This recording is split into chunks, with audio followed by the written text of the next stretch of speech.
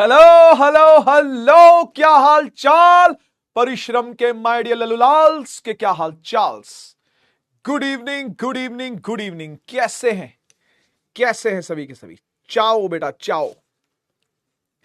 भारत माता की जय। Good evening good evening. Yes बेटा यस, मिस यू टू बेटा, मिस यू टू।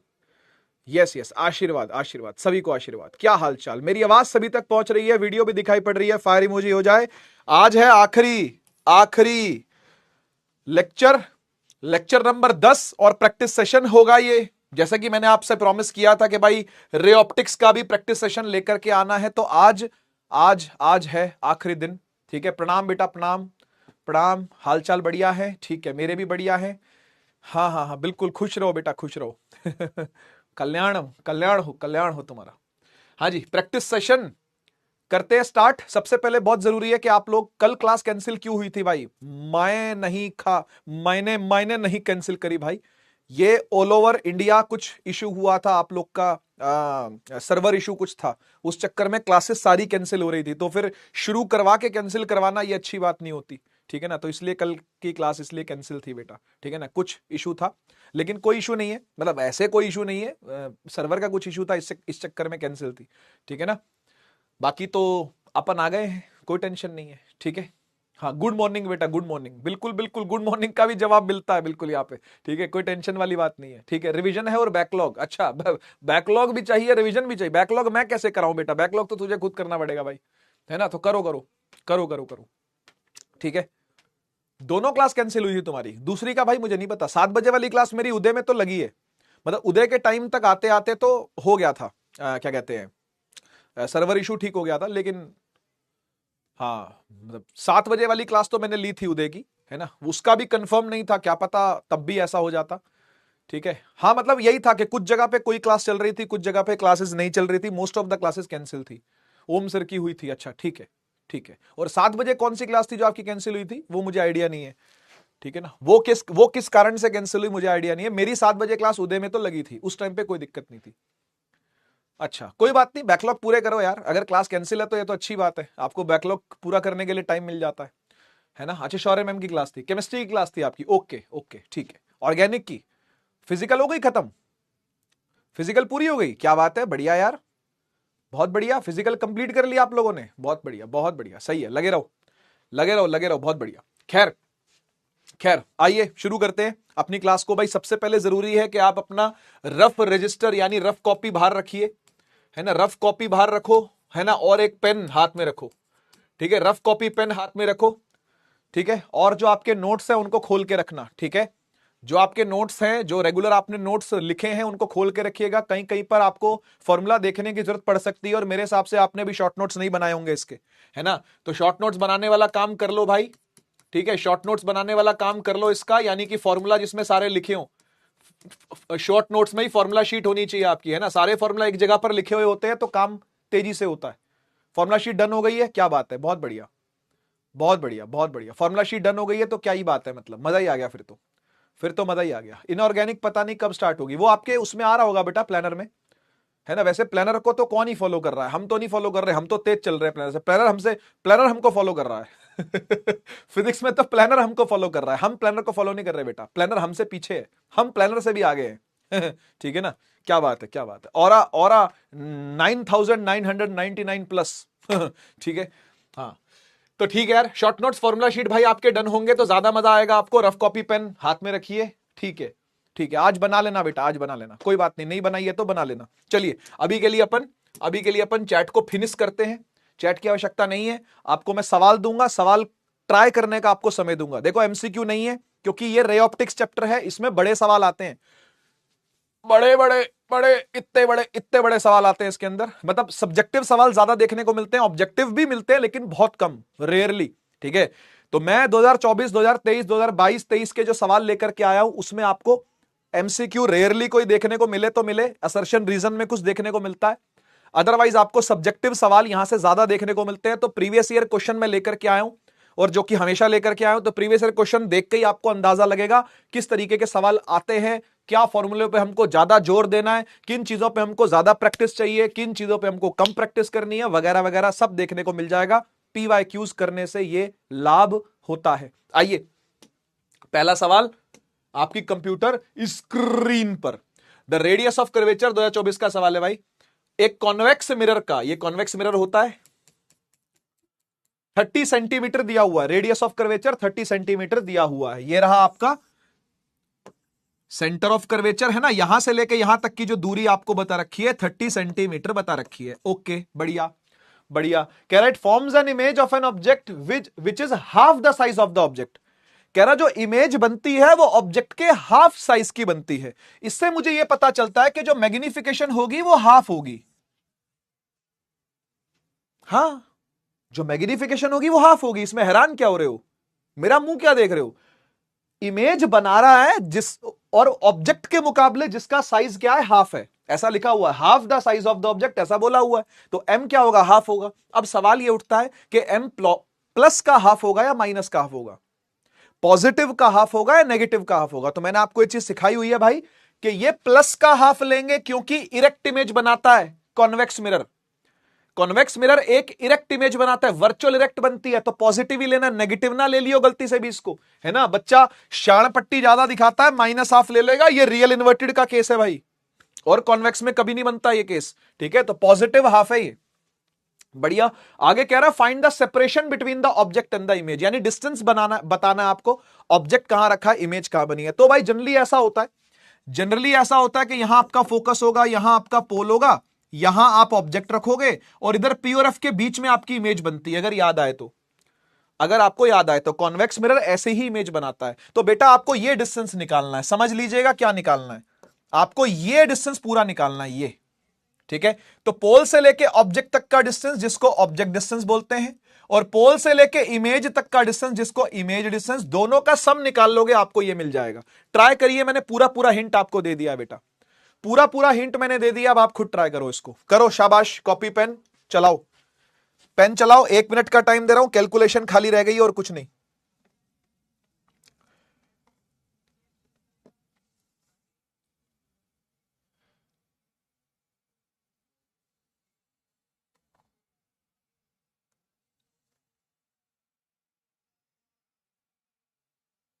सिर्फ कैलकुलेशन है और कुछ नहीं। अब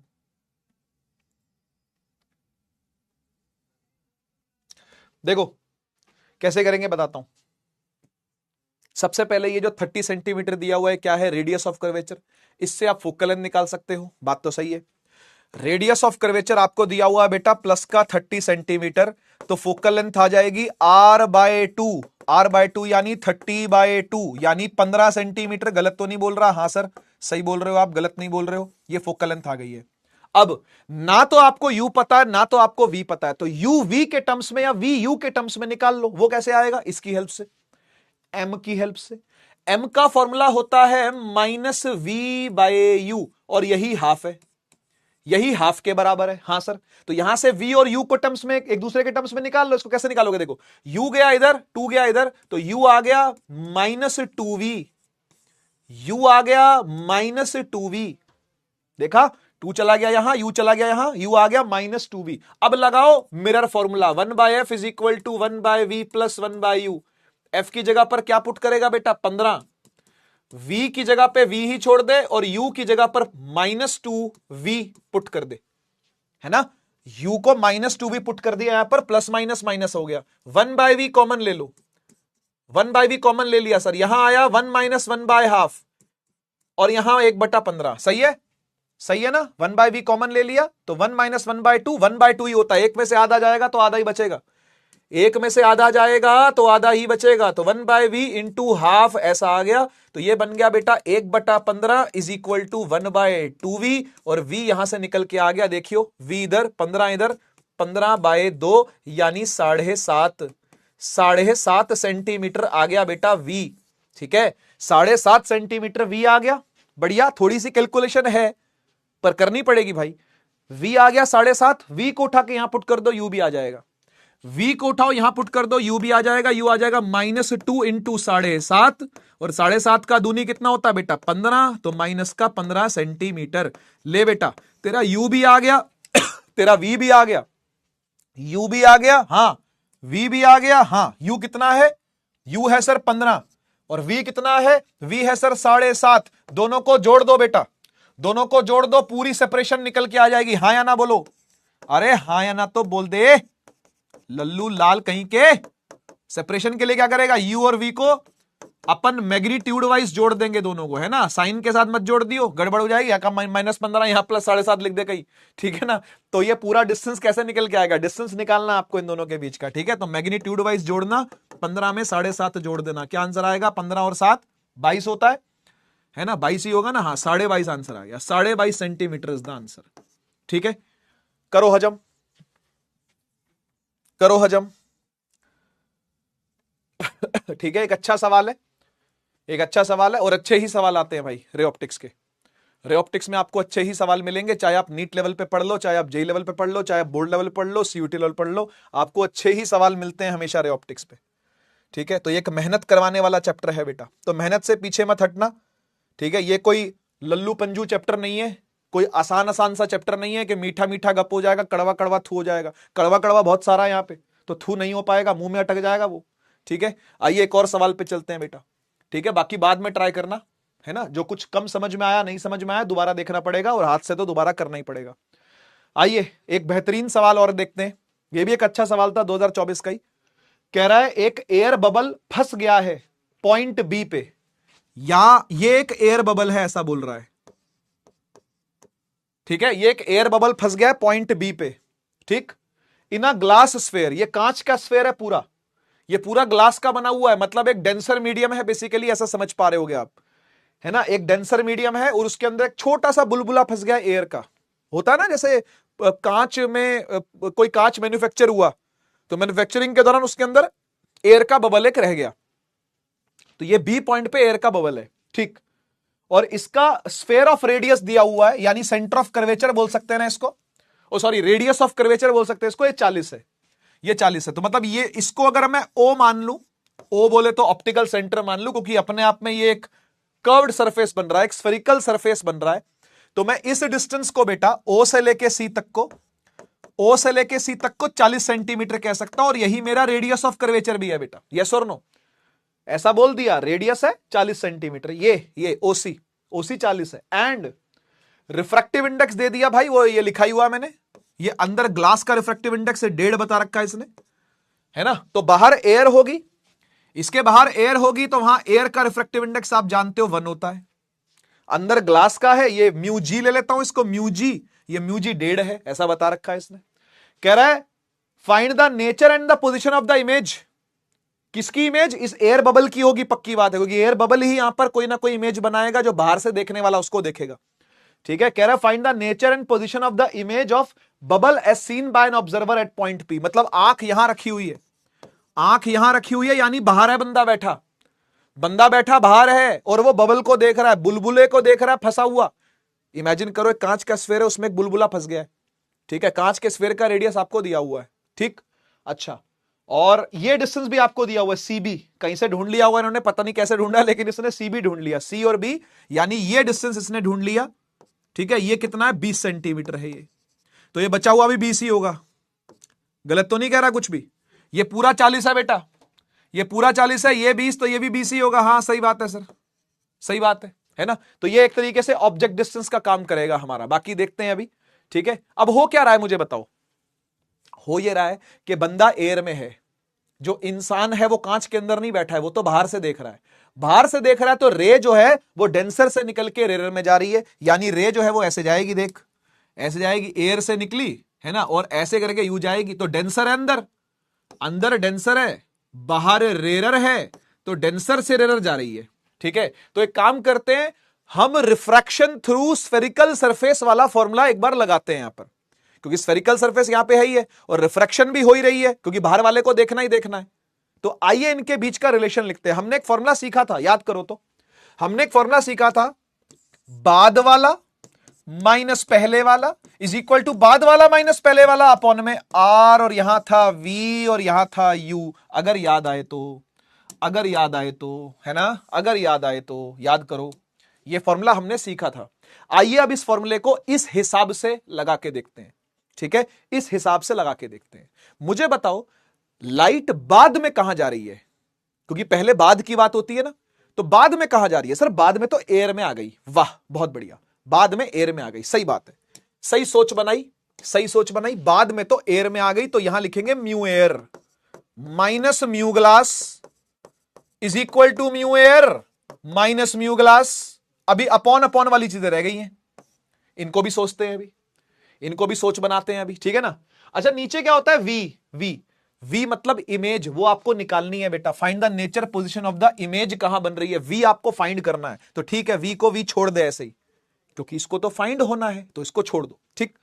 यू की बात करो, ऑब्जेक्ट डिस्टेंस कहां है, ऑप्टिकल सेंटर से एयर बबल कहां फंसा हुआ है, 20 सेंटीमीटर अंदर, 20 सेंटीमीटर अंदर फंसा हुआ है, तो ये 20 सेंटीमीटर हम पुट कर देंगे, सही बात है ना। अब सुनो, एक बात का ध्यान रखना, ये जो आपका U है और जो आपका R है, आपने इन दोनों को माइनस में लेना है।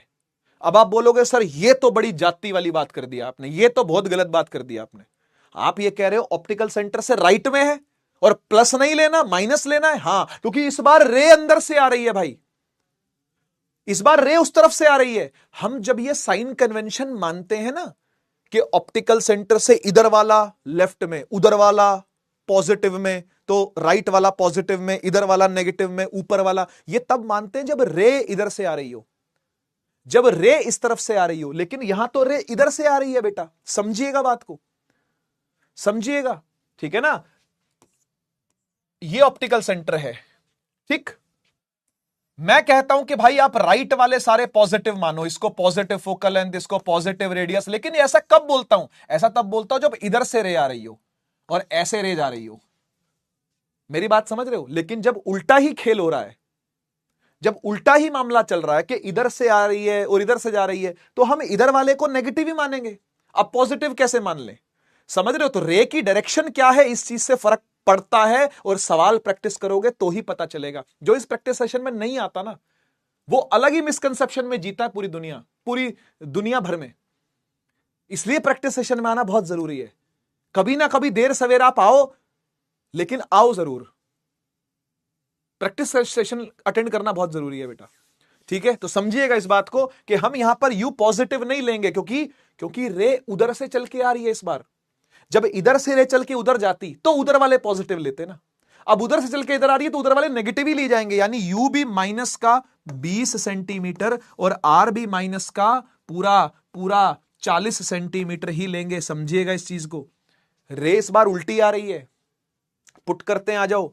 यू की जगह पर माइनस का 20 और ये तो पुट कर लेंगे, और यहां पर क्या माइनस का 40, ठीक है, माइनस का 40। अब इसको v के लिए कैलकुलेट कर लो। म्यू एयर बेटा 1 होता है, 1/v माइनस म्यू ग्लास क्या है 1.5 बटा माइनस का 20, माइनस माइनस प्लस बाद में लिख लेंगे, कोई नहीं, ये 1 माइनस 1.5 और बटे में माइनस का 40, ठीक है। इसे आप कैलकुलेट कर लो बेटा, v निकल के आ जाएगा। कोई समस्या वाली बात आई होप नहीं होगी, आप ट्राई कर लो अब इसको, ठीक है। मैंने सब कुछ कर दिया, जो मेन काम था, सिर्फ कैलकुलेशन आपके बस पे छोड़ी है मैंने। हाँ ठीक है, सिर्फ कैलकुलेशन आपके बस पे छोड़ी है, बाकी सब मैंने खुद कर दिया है। लॉजिक मैंने लगा दिया, कॉन्सेप्ट मैंने बता दिया, फॉर्मूला मैंने लगा दिया, पुट मैंने कर दिया, कैलकुलेशन तो संभाल लो यार ठीक है, कर लोगे, हो जाएगी इसकी कैलकुलेशन, है प्लीज कर लेना भाई, ठीक है, कर लीजिएगा इसकी कैलकुलेशन, ठीक है। बाकी वैसे तो प्रीवियस ईयर क्वेश्चन ही है, आप कहीं पे भी डालोगे इसको गूगल पे, आपको इसका फुल आंसर तो मिल ही जाएगा। मैं कैलकुलेशन पर दिमाग नहीं खपाना चाह रहा और ना ही समय लगाना चाह रहा हूं, ये आप खुद से कर लीजिएगा जब आप दोबारा आएंगे घूम फिर करके, तो ठीक है ना। आइए आगे चलते हैं। 2024 असर्शन रीजन, ये कुछ एमसीक्यू हैं जो गिने चुने आपको देखने को मिलते हैं, अदरवाइज आपको एमसीक्यू बहुत कम मिलता है। असर्शन पढ़ते हैं सबसे पहले। आइए, एक कॉन्वेक्स लेंस है, अच्छा, when immersed in a liquid disappears, oh my god, एक कॉन्वेक्स लेंस है, उसे एक ऐसे लिक्विड में छोड़ दिया, उसे एक ऐसे लिक्विड में छोड़ दिया, ठीक है, एक ऐसे लिक्विड में छोड़ दिया कि वो गायब ही हो गया जी, डिसअपियर हो गया, दिखना ही बंद हो गया। ऐसा क्यों हुआ होगा, ये मैंने आपके साथ डिस्कस किया था, ये मैंने आपके साथ डिस्कस किया था कि जब एक कॉन्वेक्स लेंस को या कॉनकेव लेंस को उससे रेयर मीडियम में रखा जाता है तो वो वैसे ही काम करेगा जैसे वो नॉर्मली करता है, लेकिन अगर उससे डेंसर मीडियम में रखा जाए, अगर सराउंडिंग का मीडियम उससे भी ज्यादा डेंसर हो, तो फिर वो उल्टा काम करता है। है ना। लेकिन अगर सेम रिफ्रैक्टिव इंडेक्स में रख दोगे तो फिर वो गायब हो जाएगा, ऐसे रिएक्ट करेगा जैसे कुछ था ही नहीं। तो लाइट आएगी और ऐसे सीधी निकल जाएगी, लाइट आएगी और सीधी निकल जाएगी, ये कुछ नहीं कर पाएगा इसका। कॉन्वेक्स लेंस इसका कुछ उखाड़ नहीं पाएगा। ऐसा क्यों हुआ? कह रहे the refractive indices of material of the lens and liquid are equal. बिल्कुल सही है बेटा, ये भी ट्रू है, ये भी ट्रू है, और ये इसकी करेक्ट एक्सप्लेनेशन भी है, यानी इसका आंसर ए बनता है। समझ गए ना, क्योंकि दोनों का रिफ्रैक्टिव इंडेक्स सेम है, दोनों में से कोई डेंसर नहीं, कोई रेयर नहीं, तो लाइट आई और सीधी पास हो गई। कैमोफ्लाज, याद करो, बताया था मैंने एग्जांपल, कैमोफ्लाज, ये वो कैमोफ्लाज ही हो गया भाई, है ना। वो अदृश्य चोगा पहन लिया है हैरी पॉटर वाला, समझ गए ना। एक और सवाल, 2024 असर्शन रीजन, असर्शन पढ़िए। Magnifying power of a compound microscope is negative. कह रहा है मैग्नीफाइंग पावर जो होती है वो नेगेटिव आती है कंपाउंड माइक्रोस्कोप की। क्या यह बात सही है भाई? हां यह बात सही है, क्योंकि आपने देखा है कि ऑब्जेक्ट ऐसे रख करके पहले लेंस से उसकी इमेज को उल्टा बनवाया जाता है, फिर उसके बाद एक और लेंस को रख करके, है ना, उसको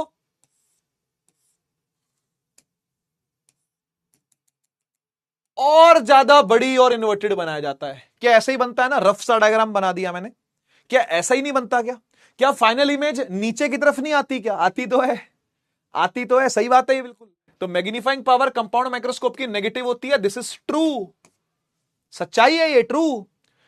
रीजन कह रहा है final image formed is erect. अरे भाई साहब, कह रहा है erect with respect to object. क्या ये बात सच है? फॉल्स है, फॉल्स है। देखो ना, इरेक्ट होती तो ऐसे थोड़ी बनती, मैग्निफिकेशन तब नेगेटिव थोड़ी ना आती, पॉजिटिव आती ना, इरेक्ट नहीं है, ये फॉल्स हो गई। ठीक है, तो रीजन फॉल्स है, असर्शन ट्रू है, यानी सी ऑप्शन एकदम सही है। ठीक है, पकड़ पा रहे होगे होपफुली आप चीजों को।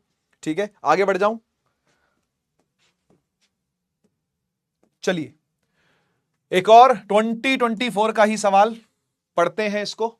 अच्छा, ऑप्शंस भी हैं, ठीक है, तो मैं चाहता हूं कि एक बार आप इसको ट्राई करिए। पहले मैं थोड़ा हिंट दे देता हूं।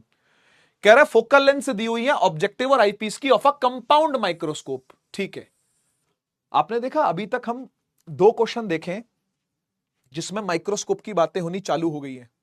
अभी टेलीस्कोप की बातें भी देख लेना आप, होनी चालू हो जाएंगी। मतलब लास्ट लेक्चर जो आपने पढ़ा है ना रे ऑप्टिक्स का, दबा के सवाल आते हैं भाई, दबा के। मतलब ट्रेंड तो ऐसा ही देखा गया पिछले कुछ सालों से कि माइक्रोस्कोप्स पर, टेलीस्कोप्स पर दबा के सवाल आते हैं।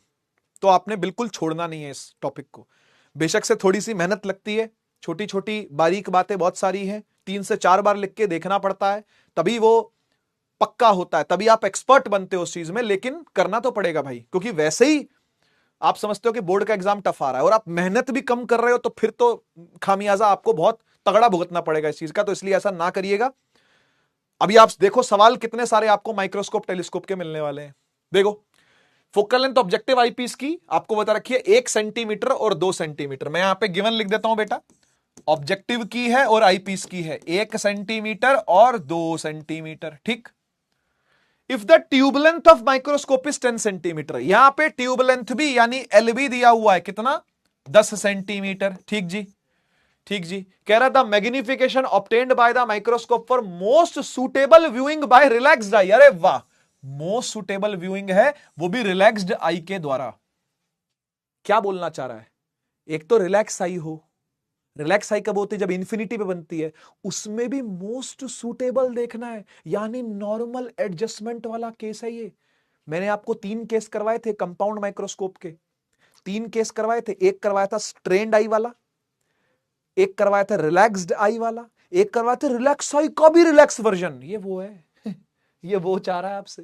ठीक है, तो आपसे मैग्नीफाइंग पावर पूछ रहा है कि क्या होगी, है ना। और इन सब की हेल्प यूज करके आप मैग्नीफाइंग पावर बताइए, ट्राई करिए। जरा पन्ना पलटिए, पहले तो पन्ना पलटना पड़ेगा, पन्ना पलट के ही आप आंसर तक पहुंच पाओगे, है ना। तो एक बार ट्राई करो।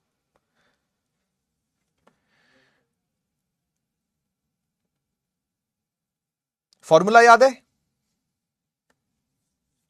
फॉर्मूला याद है? फॉर्मूला लिख दूं? फॉर्मूला लिख दूंगा तो सारा खेल ही खत्म हो गया फॉर्मूला लिख दूं तो खेल ही खत्म है सारा, क्योंकि इसमें फॉर्मूला ही याद रखना है आपको और कुछ नहीं है।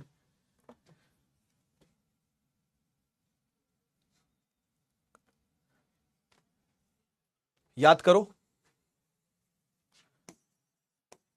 एमओ इंटू एमई होता है ना। तो एल बाय क्या था, क्या था, L by F O into D by F ई।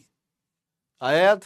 हमने यहां से एक चीज कंपेयर भी करी थी कि देखो मैग्निफिकेशन इनवर्सली प्रोपोर्शनल होती है दोनों फोकल लेंथ के साथ, है ना। ये बातें हम पहले कर चुके हैं। चलो पुट कर दो बेटा, फटाफट से आंसर निकाल लो, जल्दी जल्दी जल्दी पुट करो, आंसर निकालो फटाफट, कुछ नहीं है इसमें, जल्दी करो जल्दी करो जल्दी करो, पुट करो आंसर निकालो। आओ आओ देखो, एल यानी लेंथ ऑफ द ट्यूब कितनी है बेटा, 10 है। एफओ कितना है, एफओ सर 1 है। डी कितना होता है बेटा, 25 सेंटीमीटर होता है, एलडीडीवी है ये, LDDV least distance of distinct division, है ना। और फिर नीचे क्या है, एफई है बेटा, एफई कितना है 2, काटा तो 5, 25 पंजे 125 एक्स, 125 टाइम्स जूम हो जाएगी आपकी इमेज, 125 गुना जूम हो जाएगी आपकी इमेज, यही बोलना चाह रहा है 125x। डी ऑप्शन एकदम सही है। एक और 2024 का सवाल था ये। आइए और आगे चलते हैं, आइए और आगे चलते हैं। लो जी, एक सब्जेक्टिव क्वेश्चन और कह रहा है मैग्नीफाइंग पावर एक, ये देख ये देख ये देख, देख रहा है, देख रहा है, खूब दबा के सवाल आते हैं टेलीस्कोप माइक्रोस्कोप से, भाई मिस नहीं करने का, छोड़ के नहीं जाना, मेहनत करनी पड़ेगी, मेहनत करनी पड़ेगी, मेहनत का कोई और ऑल्टरनेटिव नहीं होता है बेटा। मैग्नीफाइंग पावर एस्ट्रोनॉमिकल टेलीस्कोप की बता रखी है आपको, एमपी बता रखी है आपको, कितनी है 24 है, ठीक। कोई यूनिट तो इसकी होती नहीं, मतलब एक्स होती है, लेकिन एक्स को लगाने की कोई जरूरत नहीं है आपको, ठीक है। कह रहा नॉर्मल एडजस्टमेंट वाले केस में, मतलब आप समझते हैं नॉर्मल एडजस्टमेंट का मतलब यहां पर रिलैक्स्ड आई देखना ही है, ठीक है ना। Distance between the two lenses are 150 centimetre. अच्छा, 150 सेंटीमीटर की बात हो रही है, और 150 सेंटीमीटर का मतलब अब ये लेंथ ऑफ द ट्यूब बता रहा है आपको, है ना। भाई डिस्टेंस बिटवीन टू लेंसेज क्या होता है, लेंथ ऑफ द ट्यूब ही तो होता है कि कितना बड़ा टेलीस्कोप है, कितनी लेंथ है टेलीस्कोप की, वो दो लेंस के बीच की दूरी ही तो है, तो वो आपको 150 सेंटीमीटर भाई ने बता रखी है। कह रहा है find the focal length of the objective lens. आइए कैसे करेंगे, देखो सबसे पहले भाई मैग्नीफाइंग पावर होती क्या है, एफओ बाय एफई, याद आ रहा है, याद आ रहा है, एफओ बाय एफई, ठीक है ना। और एफओ बाय एफई आपको कितना दिया हुआ है, 24 दिया हुआ है, बहुत बढ़िया। अच्छा, लेंथ ऑफ द ट्यूब क्या होता है भाई, लेंथ ऑफ द ट्यूब होता है एफओ प्लस एफई। अब याद आ गए होंगे दोनों फॉर्मूले, पन्ने पलट लो, पन्ने पलट लो, दिख जाएंगे आपको। टेलीस्कोप के यही दो फॉर्मूले, एक मैग्निफिकेशन पावर का, मैग्निफिकेशन पावर का एफओ बाय एफई, और एफओ प्लस एफई, बस। ये आपको दे रखा है 150, ये आपको 150 दे रखा है, ठीक है। एफओ को 24 टाइम्स एफई पुट कर दो यहां पर, इसको ऐसे लिख लो, मतलब एफओ को लिख लो 24 टाइम्स एफई, और यहां पे पुट कर दो, ये हो जाएगा 24 times FE plus FE is equal to 150, 24 FE और एक और एफई मिलके हो गया 25 एफई इज इक्वल टू 150, 25 एकम 25, 25 छिके 150, एफई निकल के आ गया 6 सेंटीमीटर। लेकिन तुझे एफई नहीं चाहिए बेटा, तुझे तो एफओ चाहिए, फोकल लेंथ ऑब्जेक्टिव लेंस की पूछ रहा है, उठा करके इस फॉर्मूले में डाल दो, तो यहां से एफई भी निकल के आपको मिल जाएगा, या फिर आप यहां डाल दो, एक ही बात है, एक ही बात है। एफओ 24 टाइम्स एफई है, ठीक है, यहां उठा के डाला, है ना, तो 24 इंटू 6 कर लो, कितना आया, 6 चौक 24, 6 दूनी 12, 14, 144 centimetre is the objective lens की फोकल लेंथ, ठीक है। वैसे ही बड़ा होता है, आपको पता है, ऑब्जेक्टिव लेंस बड़ा होता है ना, ऑब्जेक्टिव लेंस बड़ा होता है। आ गया, आसान था कि मुश्किल था, कुछ नहीं भाई, मैथ्स की दो इक्वेशन ही तो है, मैथ्स की दो इक्वेशन सॉल्व करनी है आपको, फॉर्मूले याद होने चाहिए, फॉर्मूले याद होने चाहिए, और तो आपसे कुछ नहीं मांगता ये, और तो आपसे कुछ नहीं मांग रहा भाई, ठीक है। आगे बढ़ो, आगे बढ़ो। 2023 का सवाल आया बेटा, ध्यान से देखिएगा, पहला पहला पढ़ो। कह रहा है explain the working principle of optical fibre. ले भाई, क्लास में बताया था, पूछ रहा तेरे से, कह रहा है with the help of a diagram, मैंने आपको डायग्राम भी बनवाया था। कह रहा है mention one use of a light pipe, light pipe वही होता है जिसमें ऑप्टिकल फाइबर में लाइट जा रही होती है, तो इंटरनेट कनेक्टिविटी, खिलौने बनते हैं इसके, आपको पता है, डेटा ट्रांसफर होता है, बहुत तरीके हैं, यूज तो आप कभी भी लिख सकते हो, है ना। तो ये वर्किंग प्रिंसिपल क्या होता है, TIR, ऑप्टिकल फाइबर का वर्किंग प्रिंसिपल क्या है बेटा, TIR, इसको एक्सप्लेन कर दो। एक्सप्लेनेशन आप दे सकते हो कि TIR क्या होता है, जब क्रिटिकल एंगल से बड़े एंगल पर लाइट डाली जाती है तो वो अंदर ही रिफ्लेक्ट होकर वापस आती है। मैंने आपको इसका डेफिनेशन लिखवाया हुआ है और कंडीशंस भी लिखवाई हुई है, यहां पे आप इसको लिख सकते हो, ठीक है ना। ऐसा सवाल आएगा तो 5 नंबर में आता है, ठीक है, 5 मार्क्स में आएगा, 2 पार्ट बना करके। तो ऊपर वाले को 2 नंबर में लिखने का, नीचे वाला 3 नंबर कैरी करेगा आपका। तो इसमें सही से एक्सप्लेन करिएगा इसको, ठीक है ना। तो with the help of a diagram, diagram मैंने आपको बनवाया था, इस तरीके का डायग्राम होता है, ऐसा है ना, ऐसा। इसमें एक कोर होता है, क्लैडिंग होती है, याद है, याद है ना कोर क्लैडिंग, है ना। और इसमें हम लाइट ऐसे डालते हैं, तो फिर ये TIR ऐसे, फिर TIR ऐसे, फिर TIR ऐसे, फिर ऐसे ऐसे करके जाती है, ठीक है। सिखाया हुआ है बेटा आपको ये, ठीक है। और अंदर वाले को कोर बोलते हैं और कोनों वालों को क्लैडिंग बुलाते हैं, क्लैडिंग, कोर क्लैडिंग स्पेलिंग मैंने वहां पे लिखी हुई है, आप देख लीजिएगा, कोर क्लैडिंग, ठीक है ना। और इसमें ये डेंसर होता है, क्लैडिंग जो होता है वो रेयर होता है। कोर का core is optically denser, cladding is optically rare. Denser से रेयर जारी होती है लाइट, लेकिन जाने देते नहीं है क्योंकि TIR करवा देते हैं क्रिटिकल एंगल से बड़े एंगल पे डाल करके, ठीक है ना। तो ये था पहले वाला, होपफुली आप कर लोगे इसको, सब कुछ लिखवाया हुआ है नोट्स के अंदर ही है। दूसरे पर आते हैं। दूसरा एक अच्छा सवाल है, ट्राई करते हैं इसको, ठीक है। कह रहा रे of light is incident at an angle of 60 degree on the face of a prism with the prism angle is 60 degree. Prism भी 60 डिग्री का है, उस पर लाइट जो गिर रही है वो भी 60 डिग्री पे ही गिराई जा रही है। बढ़िया है, बढ़िया भाई, गिराओ, आओ गिराएं, आओ गिराएं, जरा देखो एक बार, जरा देखना भाई, प्रिज्म का एंगल भी 60 डिग्री, इस पर लाइट जो गिराई जा रही वो भी 60 डिग्री। अच्छा, आगे कुछ और कह रहा है क्या, आगे कुछ और कह रहा है, तो पढ़ते हैं। कह रहा था ray passes symmetrically through the prism. हाँ, सिमेट्रिकली बोले तो मिनिमम डेविएशन का केस लग रहा है ये। सिमेट्रिकली का मतलब होता है कि इस प्रिज्म के लेफ्ट साइड जैसा घट रहा है, प्रिज्म के राइट साइड भी वैसा ही घटे, है ना। बाइलेटरल सिमेट्री, बायो वाले समझ जाएंगे, है ना। वो छिपकली काटते हैं बीच में से तो बाइलेटरल सिमेट्री होती है, इंसान भी काटेंगे तो बाइलेटरल सिमेट्री होती है उसकी, है ना। तो ये बाइलेटरल सिमेट्री कैरी कर रहा है, जो इधर है वो भी इधर है ना। तो ऐसा तभी होगा बेटा जब E भी 60 डिग्री ही होगा, है ना। यानी ये रे जो है वो ऐसे जा रही होगी, ऐसे जाएगी सीधी और फिर ऐसे जाएगी, और यहां पर जो E एंगल होगा बेटा वो भी 60 डिग्री ही होगा। क्या बात है, बढ़िया ना। तो ये मिनिमम डेविएशन का केस बन रहा है बेटा, है ना, मिनिमम डेविएशन का केस बन रहा है। ये डेल है, ये है डेलमिन, ये है डेलमिन, है ना। बोलना चाह रहा होगा ऐसे ही देख लो, हाँ, find the angle of the minimum deviation. देखो डेलमिन पूछना चाह रहा है आपसे कितना है, तो आ जाएगा बहुत इजीली, बहुत आसानी से निकाल लेंगे। कह रहे रिफ्रैक्टिव इंडेक्स भी बताइए क्या होगा, वो भी निकल जाएगा। आओ देखो करते हैं, फॉर्मूले याद करो। प्रिज्म, पन्ने पलटो, नोट्स के पन्ने पलटो, प्रिज्म पे जाओ, नोट्स के पन्ने पलटिए, प्रिज्म पे जाइए, मिनिमम डेविएशन का फॉर्मूला देखिए क्या था। आओ देखो, सबसे पहले तो बेसिक फॉर्मूले पर आते हैं। देख, तुझे पता है I plus E A plus del के बराबर होता है। अरे हाँ ना, तो बोल दे, ये फॉर्मूला तो अपन ने डिराइव किया था, है ना, है ना, याद है, याद होगा बेटा, ये तो डिराइव किया था। I कितना है सर, 60 है।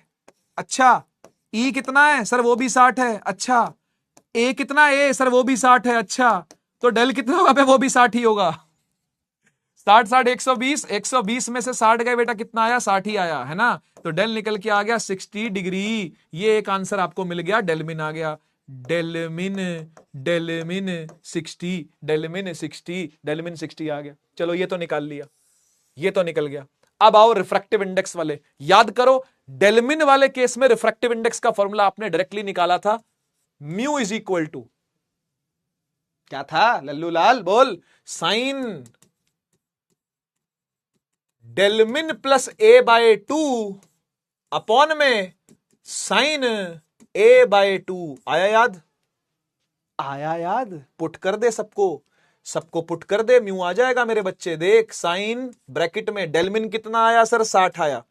ए कितना है सर, वो भी 60 है, बटे में 2, होल डिवाइड में साइन ए कितना है सर, ए तो खुद ही 60 है, तो 60 बटे में 2, ठीक है। करो कैलकुलेट, 60 60 120, 120/2, फिर से 60 आ गया, यानी साइन 60 डिग्री है बेटा ऊपर वाला, बहुत इजी। नीचे साइन 30 डिग्री है, हाँ सर ये भी बहुत इजी। साइन 60 कितना होता है भाई, √3/2, और साइन 30 होता है हाफ, कट गया, √3 आ गया, √3 आ गया, म्यू आ गया बेटा √3, यानी 1.732 रिफ्रैक्टिव इंडेक्स आ गया निकल के, ठीक है। खुद से ट्राई करिएगा इसको बेटा, ठीक है। आगे लिखा हुआ है, आगे लिखा हुआ है, इफ द, हाँ, if the prism is immersed in water, हे भगवान क्या हो रहा है, कह रहा है इस बार क्या किया, पहले तो एयर से लाइट आ रही थी, ग्लास में जा रही थी, ठीक है ना, तो अब क्या हुआ, अब इसको उठा करके पानी में डाल दिया, पानी में डाल दिया, तो अब डेल्मिन को क्या होगा, how will delta min be affected, justify your answer, ठीक है, सोचिए सोचिए, ये आपको सोचना पड़ेगा, ये सोचो और बताओ, ये सोचो और बताओ भाई क्या होगा।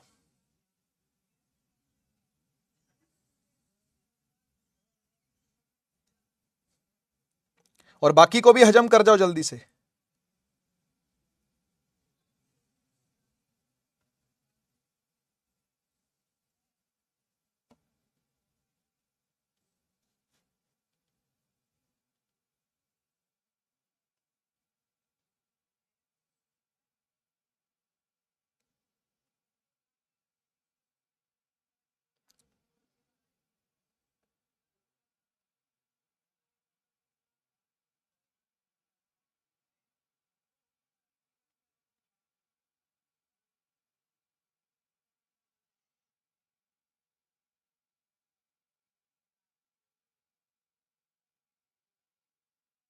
हाँ जी, कुछ आया समझ में, कुछ आया समझ में, क्या बात बनेगी, देखो यार, अगर आपने प्रिज्म को, if the prism is immersed in water, अगर आपने इसको वाटर में डाल दिया, तो भाई इतना समझ लो कि अभी भी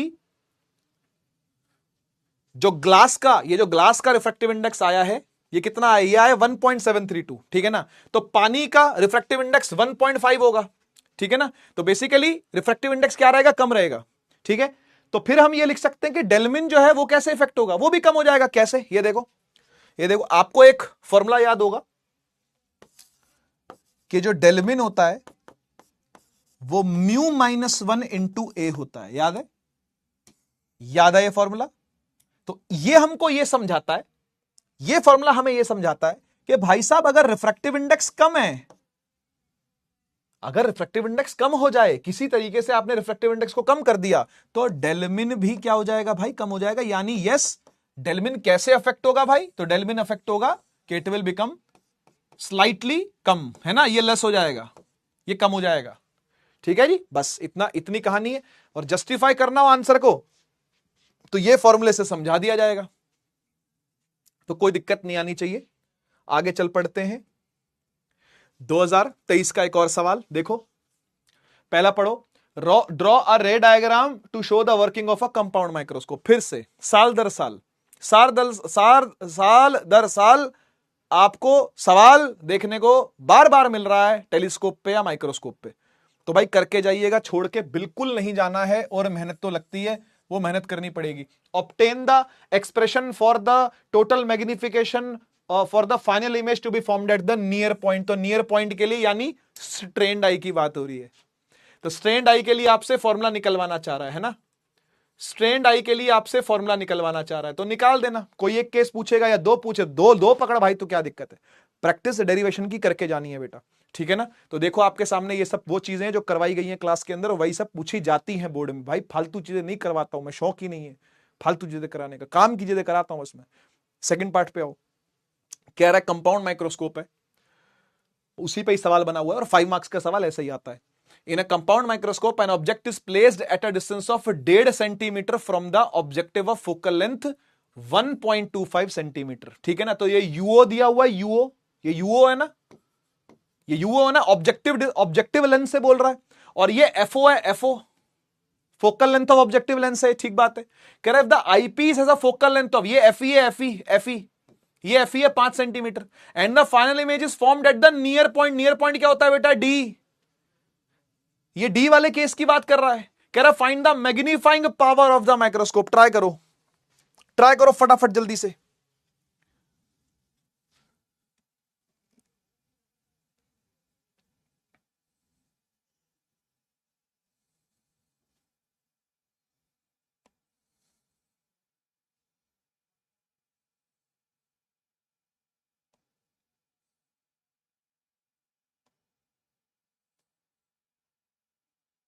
फॉर्मूला दे दूं, याद नहीं है तो,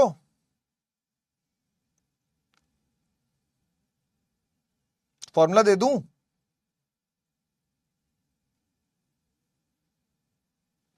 बेटा VO by UO 1 plus D by F ई।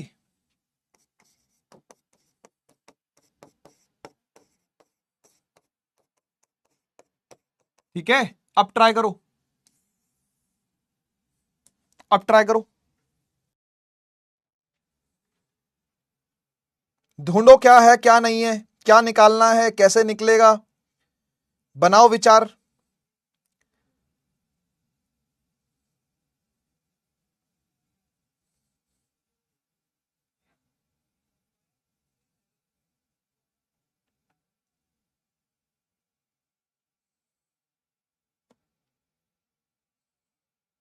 देखो बेटा, मैं थोड़ी हेल्प कर देता हूं आपकी। यूओ बेटा है ये रहा, ठीक, वीओ नहीं है पर एफओ तो है ना, तो यूओ एफओ से वीओ निकालेंगे और वीओ यहां पुट कर देंगे। डी ये रहा और एफ ई ये रहा, सब कुछ है, सिर्फ वीओ नहीं है आपके पास। आओ वीओ निकालते हैं, आओ मैं कर देता हूं। चलो देखो, FO 1 by FO is equal to 1 by VO minus 1 by UO. एक मिनट रुकियो,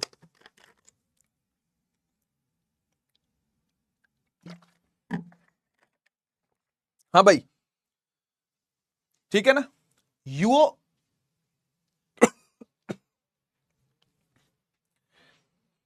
यूओ ऑब्जेक्ट डिस्टेंस है, लेंस से लेफ्ट में है, माइनस में पुट करना पड़ेगा। जब भी लेंस फॉर्म लगाएंगे तो हम साइन कन्वेंशन लेंगे ही लेंगे, है ना। और एफओ क्योंकि कॉन्वेक्स लेंस का है तो पॉजिटिव ही लेते हैं, तो एफओ को तो हम 1.25 रख देते हैं, इज इक्वल टू वीओ जो कि हमको निकालना है, और ये माइनस माइनस प्लस हो जाएगा। समझ रहे हो ना क्यों? क्योंकि यूओ को मैंने माइनस का 1.5 रखा है बेटा, समझ लीजिएगा इस बात को, ठीक है। अब इस भाई को उठा के वहां ले जाओ, ये 1/1.25 माइनस 1/1.5 और 1 बाय वीओ के बराबर हो जाएगा, ठीक है ना। अब इसमें से कुछ कॉमन निकाल सकते हैं क्या?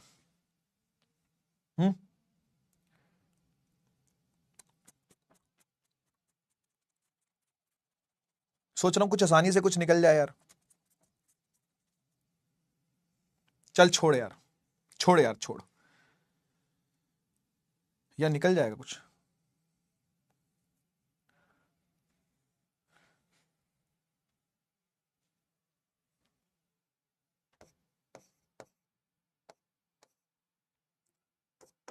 $100/125 माइनस 10/15। चल कोई नहीं, ऐसे भी कोई मुश्किल नहीं है ना। इसको काट दो बेटा 25 से, 25 पंजे 25 चौके, इसको 5 से काट दो, 5 दूनी 5 तिया, ठीक है। तो ये आ गया, उधर से आ गया 4/5, है ना, 25 से काटा तो 25 चौके 25 पंजे, और यहां से 2/3, यहां से 2/3 is equal to 1 by VO. अच्छा, अब 5 तिये 15 हो गया नीचे, और 3 ऊपर जाएगा 5 यहां जाएगा, तो 4 तिये 12 और 5 दूनी 10, ठीक हो गया एकदम। 12 में से 10 गए 2, 2/15 is equal to 1 by VO, और वीओ निकल के आ गया बेटा 7.5 सेंटीमीटर आ गया ये वीओ, ठीक है। अब उठा के यहां पुट कर दे बेटा इसको, वीओ की जगह पर क्या रखेगा 7.5, यूओ की जगह पर क्या रखेगा बेटा 1.5, 1 प्लस डी को लिखेगा 25, और एफ ई को अपन क्या लिखते हैं 5, ठीक। अच्छा, 15 पंजे 75, तो ये तो 5 आ गया, और ये भी 5 से गया, तो 1 + 5 विच 6, तो 5 × 6 आ गया बेटा 30x का जूम लग रहा है। हजम कर लो, हजम कर लो, मैंने कर दिया यार, आप हजम करो, आप हजम कर लो, कोई नहीं।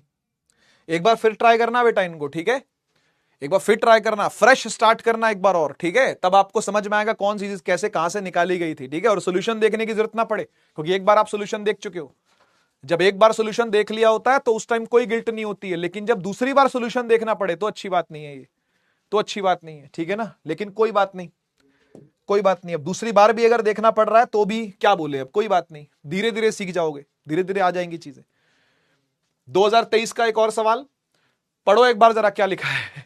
ड्रॉ रे diagram for formation of image of an object by astronomical, देख ले देख ले, astronomical telescope in normal arrangement रे डायग्राम बनाया जा सकता है, ठीक है। नॉर्मल से यानी आराम वाला बात करना चाह रहा है obtain the expression for its magnifying power, तो निकाली जा सकती है, ये क्लास के अंदर सिखाया हुआ आपको। फर्स्ट पार्ट दोबारा करने का मतलब नहीं है कोई भी, सेकंड पार्ट पे आते हैं।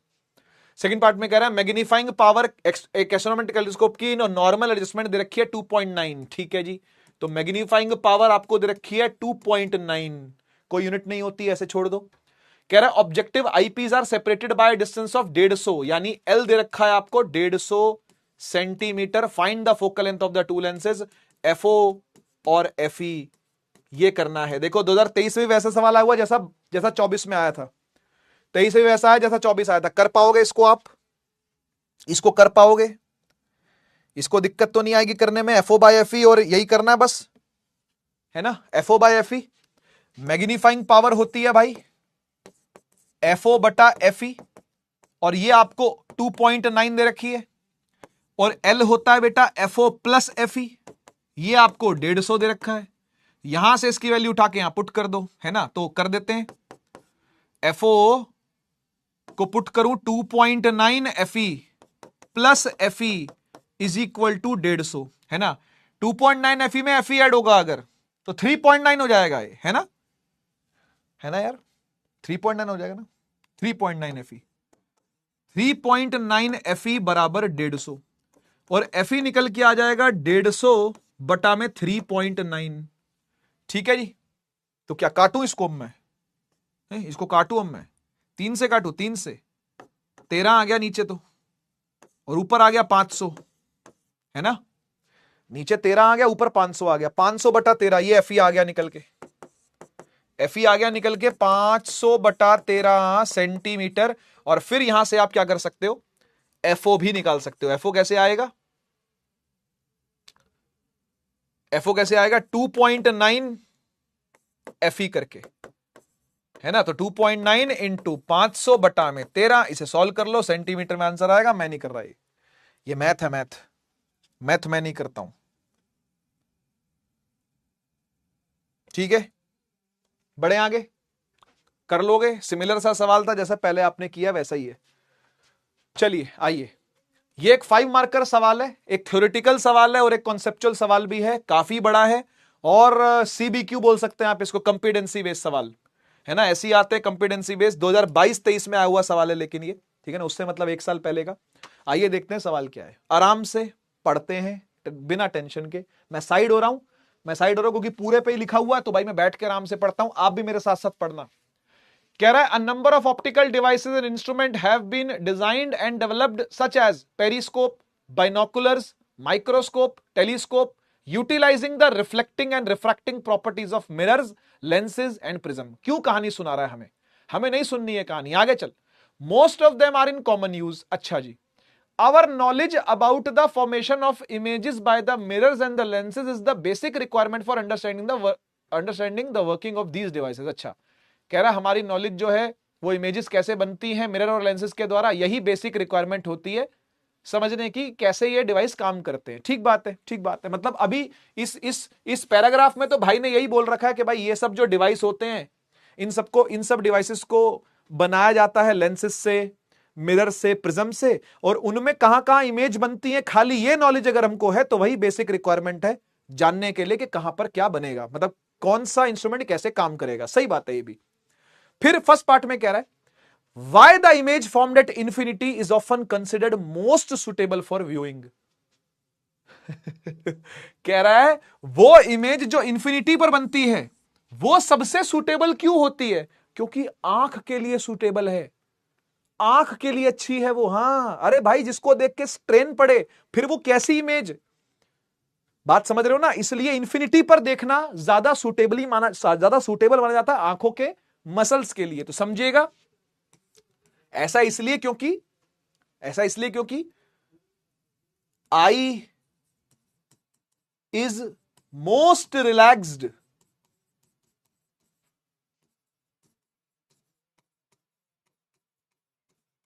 When focused at infinity.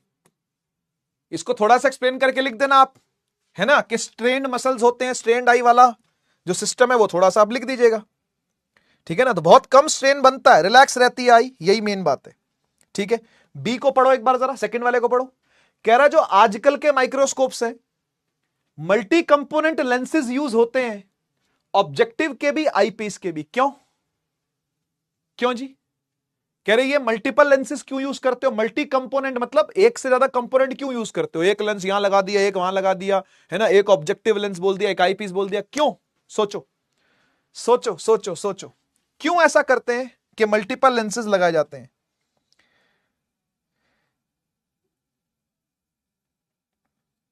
तो भाई इसके पीछे का कारण मैं आपको बताता हूं। आजकल के जो माइक्रोस्कोप आते हैं, मॉडर्न माइक्रोस्कोप, उसमें मल्टी कंपोनेंट लेंसेज इसलिए यूज करते हैं बेटा, है ना, ऑब्जेक्टिव के लिए भी, आईपीस के लिए भी, क्योंकि हमें पता है कि हमको बेटर, क्या बोलते हैं, कॉन्ट्रास्ट, है ना, या बेटर क्वालिटी की इमेज चाहिए। बेटर क्वालिटी की इमेज अपने को देखनी है। दूसरा, लेंसेज जो होते हैं ना, ये स्फेरिकल एबरेशन करते हैं और क्रोमैटिक एबरेशन भी करते हैं। आपने देखा था ना, वो लाइट आई थी, व्हाइट लाइट, और वो 7 रंगों बढ़ गई थी अलग अलग फोकस पर, ऐसा था कि नहीं? तो मोटी बात यह है कि ये एबरेशन से बचने के लिए, है ना, टू रिड्यूस वेरियस एबरेशंस, एबरेशनों से बचने के लिए भी ऐसा किया जाता है भाई साहब, ठीक है, एबरेशन से बचने के लिए भी बहुत कुछ किया जाता है, ठीक है ना। तो यही कारण है कि मॉडर्न माइक्रोस्कोप्स में ज्यादा कंपोनेंट यूज किए जाते हैं। थर्ड पे आते हैं, can write 2 points of difference between a compound microscope and N astronomical telescope. तो भाई अनगिनत डिफरेंस है। पहली बात तो दोनों के काम अलग अलग है, मैं सब कुछ लिख के नहीं बता रहा, आपने पढ़े हैं, मैंने थ्योरी आपको दी थी, उसी में ही सब कुछ है कि भाई दोनों के एक तो काम अलग अलग है। एक तो छोटी इमेज को बड़ा कर रहा है और टेलीस्कोप छोटी इमेज को बड़ा नहीं कर रहा, वो तो बस इमेज को पास लेकर के आता है। भाई वो चांद तो पहले ही बहुत बड़ा है, सूरज तो पहले ही बहुत बड़ा है, उसको पास कैसे, मतलब उसको बड़ा कैसे कर देगा? बड़ा नहीं कर रहा, वो उसको बस पास बनाता है। ये टेलीस्कोप का मुख्य काम है और वो माइक्रोस्कोप का काम है। दूसरा, आप ऑब्जेक्टिव लेंस और आईपीस की ओरिएंटेशन देखोगे तो वो अलग है। आईपीस बहुत बड़ा होता है और ऑब्जेक्टिव लेंस छोटा होता है माइक्रोस्कोप में, और टेलीस्कोप के अंदर ऑब्जेक्टिव लेंस को बड़ा रखा जाता है ताकि ज्यादा लाइट कैप्चर कर सके, याद करो, ठीक है ना। और इसके अलावा डिफरेंस, इसके अलावा 2 पॉइंट से थे, बस हो गया 2 पॉइंट देने थे, ठीक है ना। और क्या रहा है, कह रहा right 2 distinct advantages of reflecting type telescope. ये मैंने आपको बताया हुआ कि रिफ्रैक्टिंग से रिफ्लेक्टिंग कैसे अच्छे होते हैं, और वो 4 दिए थे मैंने आपको, है ना। ये तो 2 ही पूछ रहा है एडवांटेज, मैं तो आपको 4 दी थी, है ना। एक को क्रोमैटिक एबरेशन नहीं होती, स्फेरिकल एबरेशन नहीं होती, पीछे से सपोर्ट मिल जाता है और हल्के होते हैं, ठीक है ना। तो जो आपको अच्छे लगे वो पॉइंट आप 4 में से 2 उठा के यहां पे लिख सकते हो। ये सब डिस्कस हो रखा है क्लास के अंदर, ठीक है जी। आगे बढ़ते हैं, मैं आपको एक बहुत पुराना क्वेश्चन भी लेकर के आया हूं। ये पुराना क्वेश्चन इसलिए लेकर के आया हूं क्योंकि ये एक अलग टाइप का सवाल है और ये थोड़ी सी मेहनत करवाता है आपसे, ठीक है ना। जनरली ऐसे सवाल अब 4-5 सालों में नहीं देखे जा रहे, लेकिन इसका मतलब ये नहीं कि ये सवाल आ नहीं सकते। ये सवाल अच्छे हैं, मेहनत करवाने वाले सवाल है। सुनिए क्या है, 2017 में आया हुआ सवाल है ये, है ना। तो 10 ईयर भी नहीं हुआ, ये तो 10 साल भी नहीं हुए अभी तो, है ना, 8 ही साल हुए इसको आए हुए। खैर आओ, कह रहा है monochromatic light of wavelength 589 nanometre, देखते जाना बस, घबराना नहीं इसको देख करके, is incident from air on a water surface. तो एयर से लाइट को ला रहे हैं, वाटर पे डाल रहे हैं, उसका वेवलेंथ आपको दिया हुआ है, देखते जाना भाई। ये ऊपर एयर है, नीचे वाटर है, ठीक, लाइट ला रहे हैं, तो वेवलेंथ उसका 589 नैनोमीटर है। लेकिन जैसे ही वाटर में जाएगा तो आपको पता है वेवलेंथ चेंज हो जाती है, कुछ और वेवलेंथ हो जाएगी, बात सही है ना, कुछ और वेवलेंथ हो जाएगी। एयर में वेवलेंथ और वाटर में, मीडियम में वेवलेंथ अलग अलग होती है लाइट की, सही बात है। कह रहा है म्यू जो है वाटर का वो 1.33 है, म्यू इज 1.33, ठीक। एयर का आपको पता है 1 होता है, एयर का आप जानते ही हो 1 होता है, कोई दिक्कत ही नहीं है।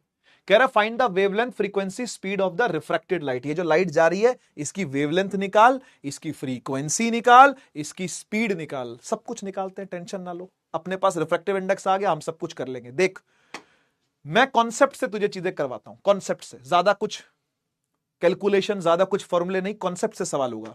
एक बात बता, लाइट जितनी भी वेवलेंथ या जितनी भी स्पीड से आ रही हो, जब वो किसी डेंसर मीडियम में घुसती है तो मैंने आपको बताया था कि वो स्पीड भी स्लो करती है, कम करती है, और वेवलेंथ भी कम करती है। पर किस फैक्टर से, किस फैक्टर से कम करती है? अरे वे ये रिफ्रैक्टिव इंडेक्स से ही कम करती है। यानी अगर यहां पे लेमडा है वेवलेंथ, तो यहां होगा लेमडा बाय म्यू। एक सवाल भी किया है हमने, इस पे याद करो। अगर ऊपर स्पीड v है तो यहां होगी v बाय म्यू। करो याद, करो याद, है ना? तो यहां पर वेवलेंथ बेटा 589 है, ठीक है? तो जब इसमें घुसेगी, वाटर में घुसेगी, तो एयर के मुकाबले म्यू से डिवाइड होके घुसेगी। हाँ, आया समझ में? बस यही था, ठीक है? और लाइट की स्पीड एयर में क्या होती है वो आप सभी जानते हो, 3 × 10⁸। तो यहां पर लाइट में स्पीड देखेंगे तो वो c लिखी जाती है ना? क्या लिखी जाती है? c है 3 × 10⁸ मीटर पर सेकेंड। और इसमें घुसेंगे तो, इसमें घुसेंगे तो यानी VW कितना होगा मेरे बच्चे? बोल बोल बोल बोल, VW कितना होगा? सर VW होगा c डिवाइड बाय म्यू। बस कैलकुलेट कर लो, खत्म खत्म। कितना है लेमडा ए? सर 589। म्यू से डिवाइड करना है? हां सर 1.33 से डिवाइड करना है। कैलकुलेटर के बिना मैं नहीं करता इसको, तुम करो भाई, मैं नहीं कर रहा, ठीक है? सी क्या है? 3 × 10⁸ है, इसको भी 1.33 से डिवाइड कर दो। बस आपको यहां से VW प्राप्त हो जाएगा, यहां से लेमडा डब्ल्यू प्राप्त हो जाएगा, हो जाएगा। ये लेमडा डब्ल्यू है, नैनोमीटर में है, ये ध्यान रखिएगा क्योंकि ये नैनोमीटर में थी, और ये मीटर पर सेकंड में ही है क्योंकि ये मीटर पर सेकंड में थी, तो ये नैनोमीटर में है, लेकिन समझिएगा, ठीक है? अब उसके बाद आप क्या करोगे? v आ गया, हां आ गया, लैम्डा आ गया, हां आ गया, तो वेव वेलोसिटी का फॉर्मूला, वेव की स्पीड का फॉर्मूला क्या होता है? Sir v = lambda new. और न्यू भी निकालने को बोल रहा, देखो फ्रीक्वेंसी पूछी है आपसे, तो v क्या है? VW। लैम्डा क्या? Lambda W. और फ्रीक्वेंसी कभी चेंज नहीं होती। फ्रीक्वेंसी, रिफ्रैक्शन, रिफ्लेक्शन कुछ हो जाए, कभी चेंज नहीं होती भाई, तो फ्रीक्वेंसी वही रहेगी। VW कितना है? सर 3 × 10⁸ बटा में 1.33। Very good. लैम्डा डब्ल्यू कितना? लैम्डा डब्ल्यू सर वो है 589, लेकिन नैनोमीटर में है, तो नैनोमीटर में होता है 10⁻⁹ बटा में 1.33। Very good. और इनटू में क्या है? न्यू है। यहां से न्यू निकाल सकते हो आप, इसको ले जाओ वहां डिवाइड कर दो। आजा देख, आजा देख, न्यू बराबर, इसको डिवाइड में ले गए भाई, 3 × 10⁸ बटा में 1.33 होल डिवाइड बाय 589 × 10⁻⁹ अपॉन में 1.33, ये कट गए दोनों और न्यू निकल के आ गया 3 × 10⁸ बटा में 589 × 10⁻⁹। इसे कैलकुलेट करना पड़ेगा। तो ये मैथ्स तो आपके पल्ले है भाई, मैथ्स कैलकुलेट करें। देखो मैंने काफी हद तक वैसे कैलकुलेशन सिंपल कर दिया आपके लिए यार, मैंने रिफ्रैक्टिव इंडेक्स से रिफ्रैक्टिव इंडेक्स कटवा दिया यहां ला करके, और मैं क्या करूं? इससे ज्यादा मैं नहीं कुछ कर सकता। ये कैलकुलेट करो, ये कैलकुलेट करना पड़ेगा, डेसिमलों में आएगा, इसे भी कैलकुलेट करना, कुछ आएगा नैनोमीटर में ही लिखना उसको, ठीक है? फिर यहां पे पुट करोगे तो फिर 10⁻⁹ के साथ इसको आपको सॉल्व करना पड़ेगा। तो ये आपके बस की बात, ये मेरे बस की बात नहीं, ठीक है? जो भी आएगा हर्ट्स में आएगा, फ्रीक्वेंसी है ना, हर्ट्स में लिखनी है। यहां से जो भी निकल के आएगा नानोमीटर, नानोमीटर में लिखिएगा। यहां से जो भी निकल के आएगा मीटर पर सेकंड में लिखिएगा उसको, ठीक है जी? ये आपने करना काम, ठीक है? कैलकुलेशन कैलकुलेशन ही है इसके अंदर, बाकी फार्मूला फॉर्मूला कुछ ज्यादा नहीं है इसमें। फार्मूला फॉर्मूलों की टेंशन आपको ज्यादा नहीं लेनी इसकी, ठीक है? 2019 के एक सवाल पर आते हैं, ये भी थोड़ा अलग टाइप का सवाल है ना? वैसे एक करवाया हुआ सवाल है, इसमें कुछ भी नहीं है, अभी आपको देखने को मिलेगा, ठीक है? तो ऐसे भी सवाल आते थे, मतलब आ सकते हैं अभी भी, ऐसा नहीं आ सकते। पढ़ो एक बार पहला, कह रहा right the necessary conditions for phenomenon of TIR. TIR होने की नेसेसरी कंडीशन कौन कौन सी होती है? दो होती है भाई साहब। पहली, शॉर्ट में लिख रहा हूं, डेंसर से लाइट रेयर में डालो। दूसरी, एंगल को क्रिटिकल एंगल से बड़ा रखो। खत्म, ये दो ही कंडीशन है बस। डेंसर रेयर में डालो और एंगल ऑफ इंसिडेंस को क्रिटिकल एंगल से बड़ा रखो, टीआईआर हो जाएगा। Second, right the relation between the refractive index and critical angle for a given pair of optical media. तो कोई भी ऑप्टिकल मीडिया आप ले सकते हो, ठीक है ना? आपको पता है कि साइन आईसी बराबर म्यू आता है डेंसर वाले का, डेंसर मतलब जहां से लाइट आ रही होती है उसी की बात होती है यहां पे, है ना। और आईसी निकल के आता है साइन इनवर्स म्यूडी, ठीक है ना। तो ये चीजें हम देख चुके हैं पहले से, ठीक है ना, बार बार करने का मतलब नहीं है इसको। तो रिलेशन निकल करके आ जाएगा, ठीक है। ठीक है, हजम कर लो, पन्ने वन्ने पलट लो, आराम से देख लो, कोई दिक्कत कोई समस्या नहीं होनी चाहिए, ठीक है जी।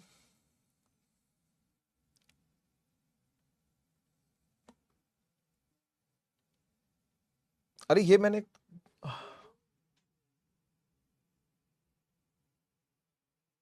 वन बाय होता है, sorry sorry sorry sorry sorry sorry sorry sorry, one by mu है यार ये, हाँ sorry sorry sorry, one by mu D, मैंने कहीं और भी लिखा है शायद म्यूडी, वन बाय होता है बेटा ये, ठीक है ना, सॉरी गड़बड़ हो गई, ठीक है। तो आप इसको कर लेना, है ना। बाकी फॉर्मूले मतलब जहां पे पढ़ाया है वहां पे सही पढ़ाया, वहां पे गलत नहीं पढ़ाया मैंने, इधर गलती से गलत लिख दिया था, ठीक है। जहां पढ़ाया वहां ठीक ही पढ़ाया भाई, ठीक है। आओ आगे बढ़े। 2013 का सवाल है, ये भी एक हट के सवाल था, मैं जानबूझ के ऐसे हट हट के सवाल लेकर के आया हूं जो बिल्कुल ही अलग सवाल थे, कभी आए थे पास्ट में। ये वाला सवाल देखो, बहुत अच्छा लगेगा आपको। कह रहा है एक स्मॉल बल्ब है, बल्ब मतलब लाइट का सोर्स बल्ब है, ठीक है। कह रहा है assume to be a point source, उसको आप बिंदु मानना, पॉइंट सोर्स मानना। कह रहा है is placed at the bottom of a tank, एक टंकी के बॉटम में रखा हुआ, ये रही टंकी, ये रहा टैंक, इसके बॉटम में यहां एक बल्ब रखा हुआ है, ये रहा वो बल्ब, ठीक है। ऐसा बोल रहा है, बल्ब रखा हुआ है। आगे कह रहा है containing water to a depth of 80 centimetre, 80 centimetre तक उसकी डेप्थ है और पूरा पानी भरा हुआ उसके अंदर। तो 80 सेंटीमीटर की डेप्थ है और इसमें सपोज करिएगा पूरा पानी पानी पानी पानी भरा हुआ है ना, ये वाटर से पूरा लबालब भरा हुआ है, ठीक। कह रहा है आगे find out the area of the surface of water through which light from the bulb can emerge, take the value of the refractive index of water to be 4/3।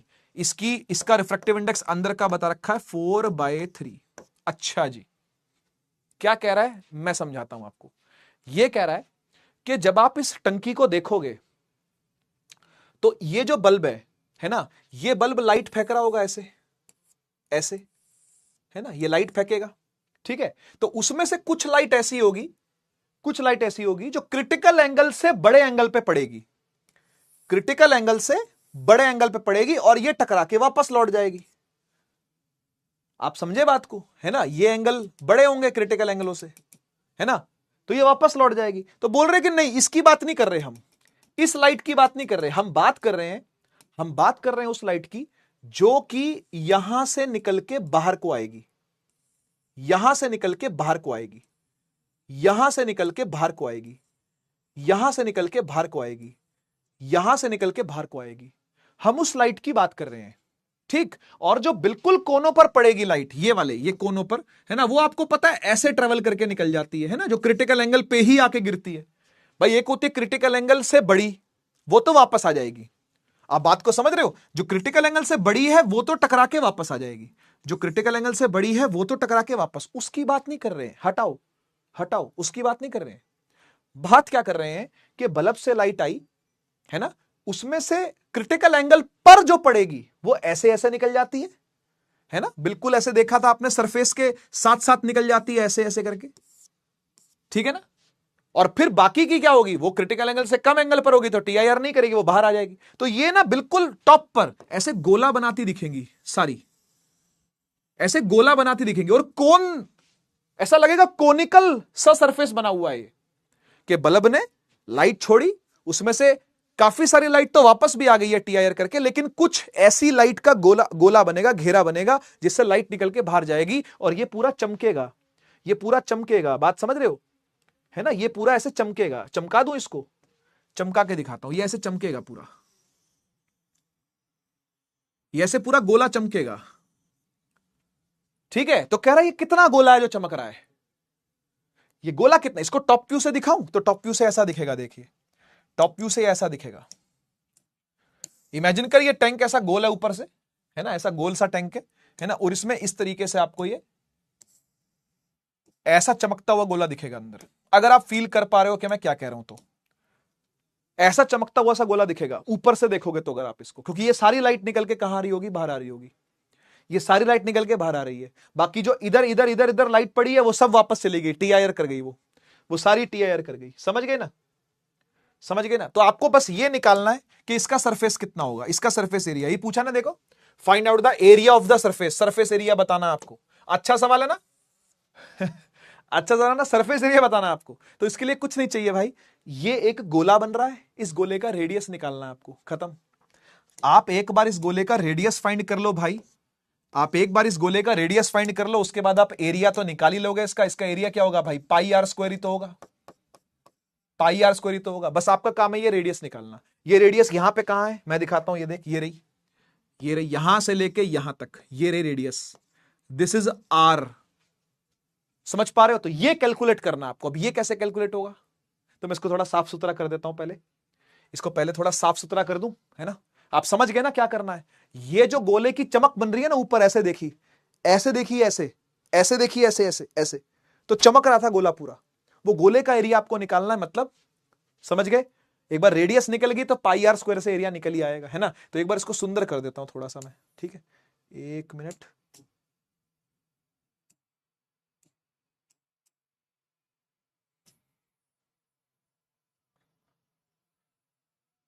जितने जरूरी है उतनी ही रेस दिखाऊंगा, सारी रेस नहीं दिखाऊंगा, है ना।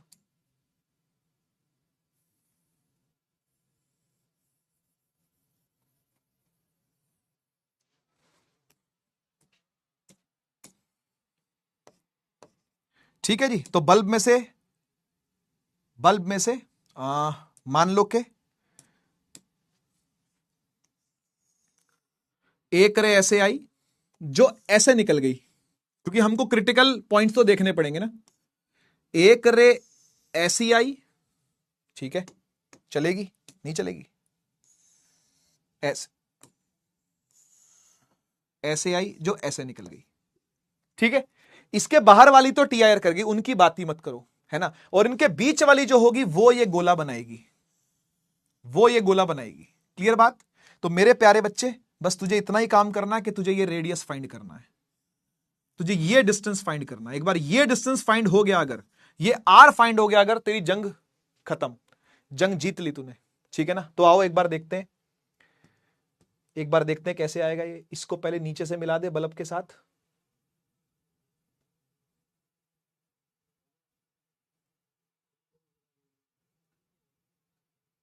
ये तो प्रॉपर आ ही नहीं रहा, तो ठीक है ना।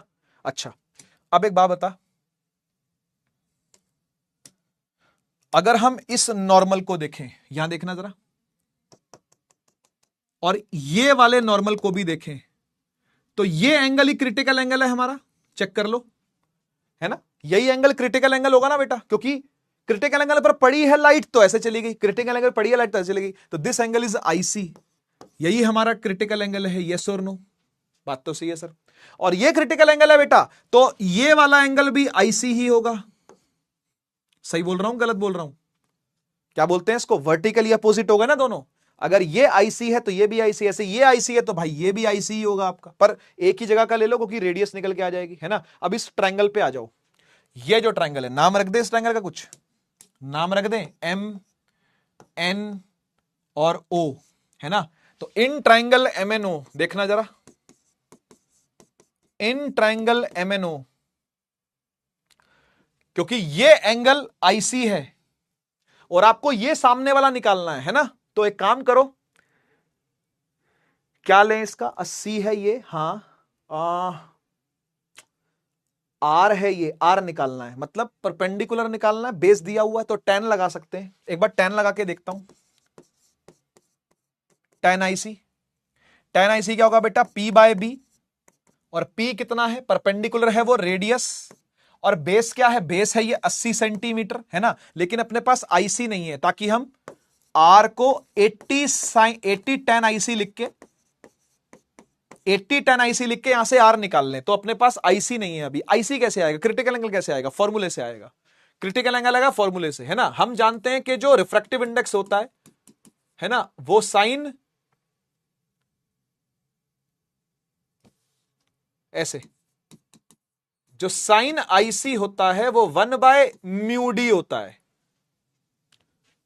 1/μd होता है, ठीक है ना। Sign IC is 1/μd। अच्छा, हटा इस tan को यार, अपन एक काम क्यों ना करें, हम साइन ही लिखते हैं ना, हम साइन ही लिख लेते हैं ना, क्या दिक्कत है। देखो in triangle MNO sign IC कितना होगा, sign IC sir perpendicular upon hypotenuse. कोई बात नहीं, मेरे को पता है मेरे पास हाइपोटेनस नहीं है, इस वाले ट्रायंगल की बात कर रहा हूं, इस वाले ट्रायंगल की बात कर रहा हूं, मुझे पता है मेरे पास हाइपोटेनस, लेकिन आ जाएगा कोई बात नहीं। साइन आईसी क्या होता है, परपेंडिकुलर बटा हाइपोटेनस। परपेंडिकुलर कितना है भाई, आर है, और हाइपोटेनस अभी हमने निकाला नहीं है, तो इसको छोड़ दो अभी, ठीक है ना। या फिर इसको इसके टर्म्स में लिख सकता हूं ऐसे, hypotenuse is equal to base का स्क्वायर प्लस में परपेंडिकुलर का स्क्वायर अंडर रूट, है ना, लिख सकता हूं ना। तो R square plus H square, इसको एच ले लेते हैं, है ना, 80 सेंटीमीटर को एच ले लेते हैं, क्योंकि 80 है पूरा यहां से यहां तक, है ना। तो हाइट का स्क्वायर और रेडियस के स्क्वायर का under the root, radius square plus square under the root, ये साइन आईसी आ गया। और आप जानते हो कि साइन आईसी जो होता है वो 1/μd होता है ना। तो देख इक्वेशन नंबर 1, इक्वेशन नंबर 2, दोनों का एलएचएस सेम, हां तो आरएचएस भी सेम कर दो, यानी आर बटा under root R square plus H square is equal to 1/μd, है ना। और म्यू डी कितना है वो यहां दिया हुआ 4/3।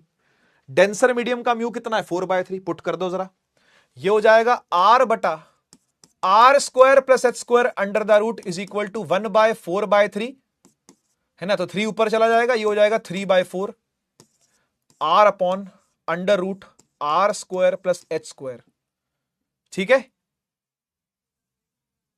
Are square plus H square 3/4 आ रहा है, ओ मतलब, लेकिन है तो ये हाइपोटेनस ना, हाइपोटेनस 4 आ रहा है, ठीक है कोई बात नहीं।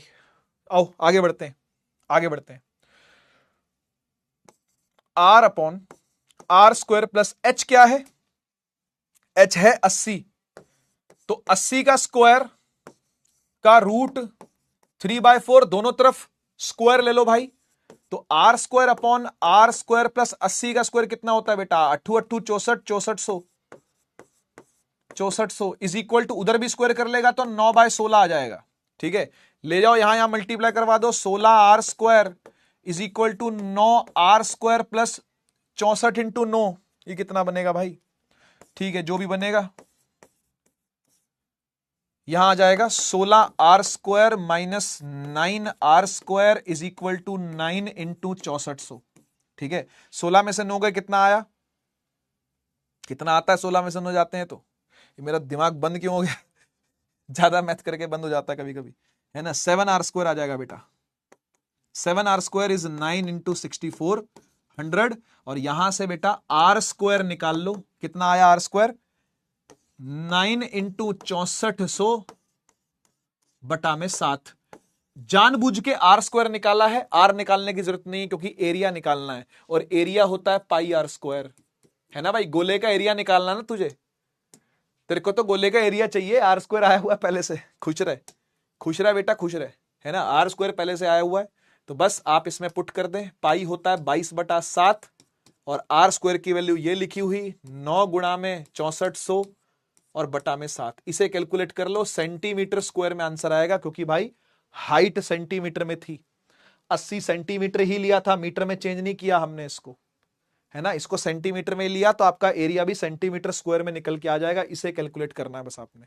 समझ में आया क्या करना है, सारी मैथ लगी है, फिजिक्स पता है कहां लगी है, सिर्फ यहां एक इस जगह पे फिजिक्स है, बस सिर्फ एक इस जगह पे फिजिक्स है, उसके अलावा कहीं फिजिक्स नहीं है, सब जगह मैथ लगी है। देख शुरू होते ही बल्ब ने रोशनी फेंकी, कोने वाली रोशनी ऐसे ऐसे चली गई, उससे बियॉन्ड जाती अगर तो लौट के वापस ही आ जाती, तो उनको तो हमने लिया नहीं। बाकी जो इधर से निकली है सारी रेज वो हमारे मतलब की है, उन्होंने ये गोला बनाया होगा, है ना। उसी गोले का हमने एरिया निकालना था, और वो एरिया पाई आर स्क्वायर। तो आर के पीछे अब हम पड़े हैं, तो ये ट्रायंगल माना MNO, उसका साइन लिख लिया, ये फिर फिजिक्स लगा दी, दोनों को इक्वेट कर दिया, और धड़ाधड़ मैथ्स करते चले गए, ठीक है जी। और मैथ्स तो फिर मैथ्स है, वो तो करनी पड़ती है। वो तो अच्छी भी होती है करनी, ठीक है ना, करना चाहिए मैथ को तो, ठीक है। एक और सवाल 2014 का, ये भी अच्छा सवाल था उस समय का, खतरनाक सवालों में माना जाता था, है ना, बच्चों की सिट्टी पिट्टी गुम हो जाती थी ऐसे सवालों को देख करके। आइए आप भी देखिए एक बार जरा। हाँ, a ray of light falls on a transparent sphere, एक स्फेयर पे आकर के लाइट गिरती है ऐसे, है ना, 60 डिग्री पे आ रही है, पता नहीं कितने डिग्री पे जाएगी अब, ठीक है, ईश्वर जाने। कह रहा ray emerges from the sphere parallel to the line A B, कह रहा है जो विद सेंटर सी, अच्छा ठीक है, the ray emerges from the sphere parallel to the line A B, मतलब रे डाली ऐसे, है ना, तो ए बी लाइन के पैरेलल गई है, तो ये ऐसे क्यों दिखा रखी है इसने, ऐसे क्यों दिखा रखी है, ये तो ऐसे होनी चाहिए थी, ये क्या फिगर में गड़बड़ है क्या, एक बार रुकना भाई जरा, मैं एक बार देखूं जरा, ये क्वेश्चन उठाया कहां से था, एक बार रुक।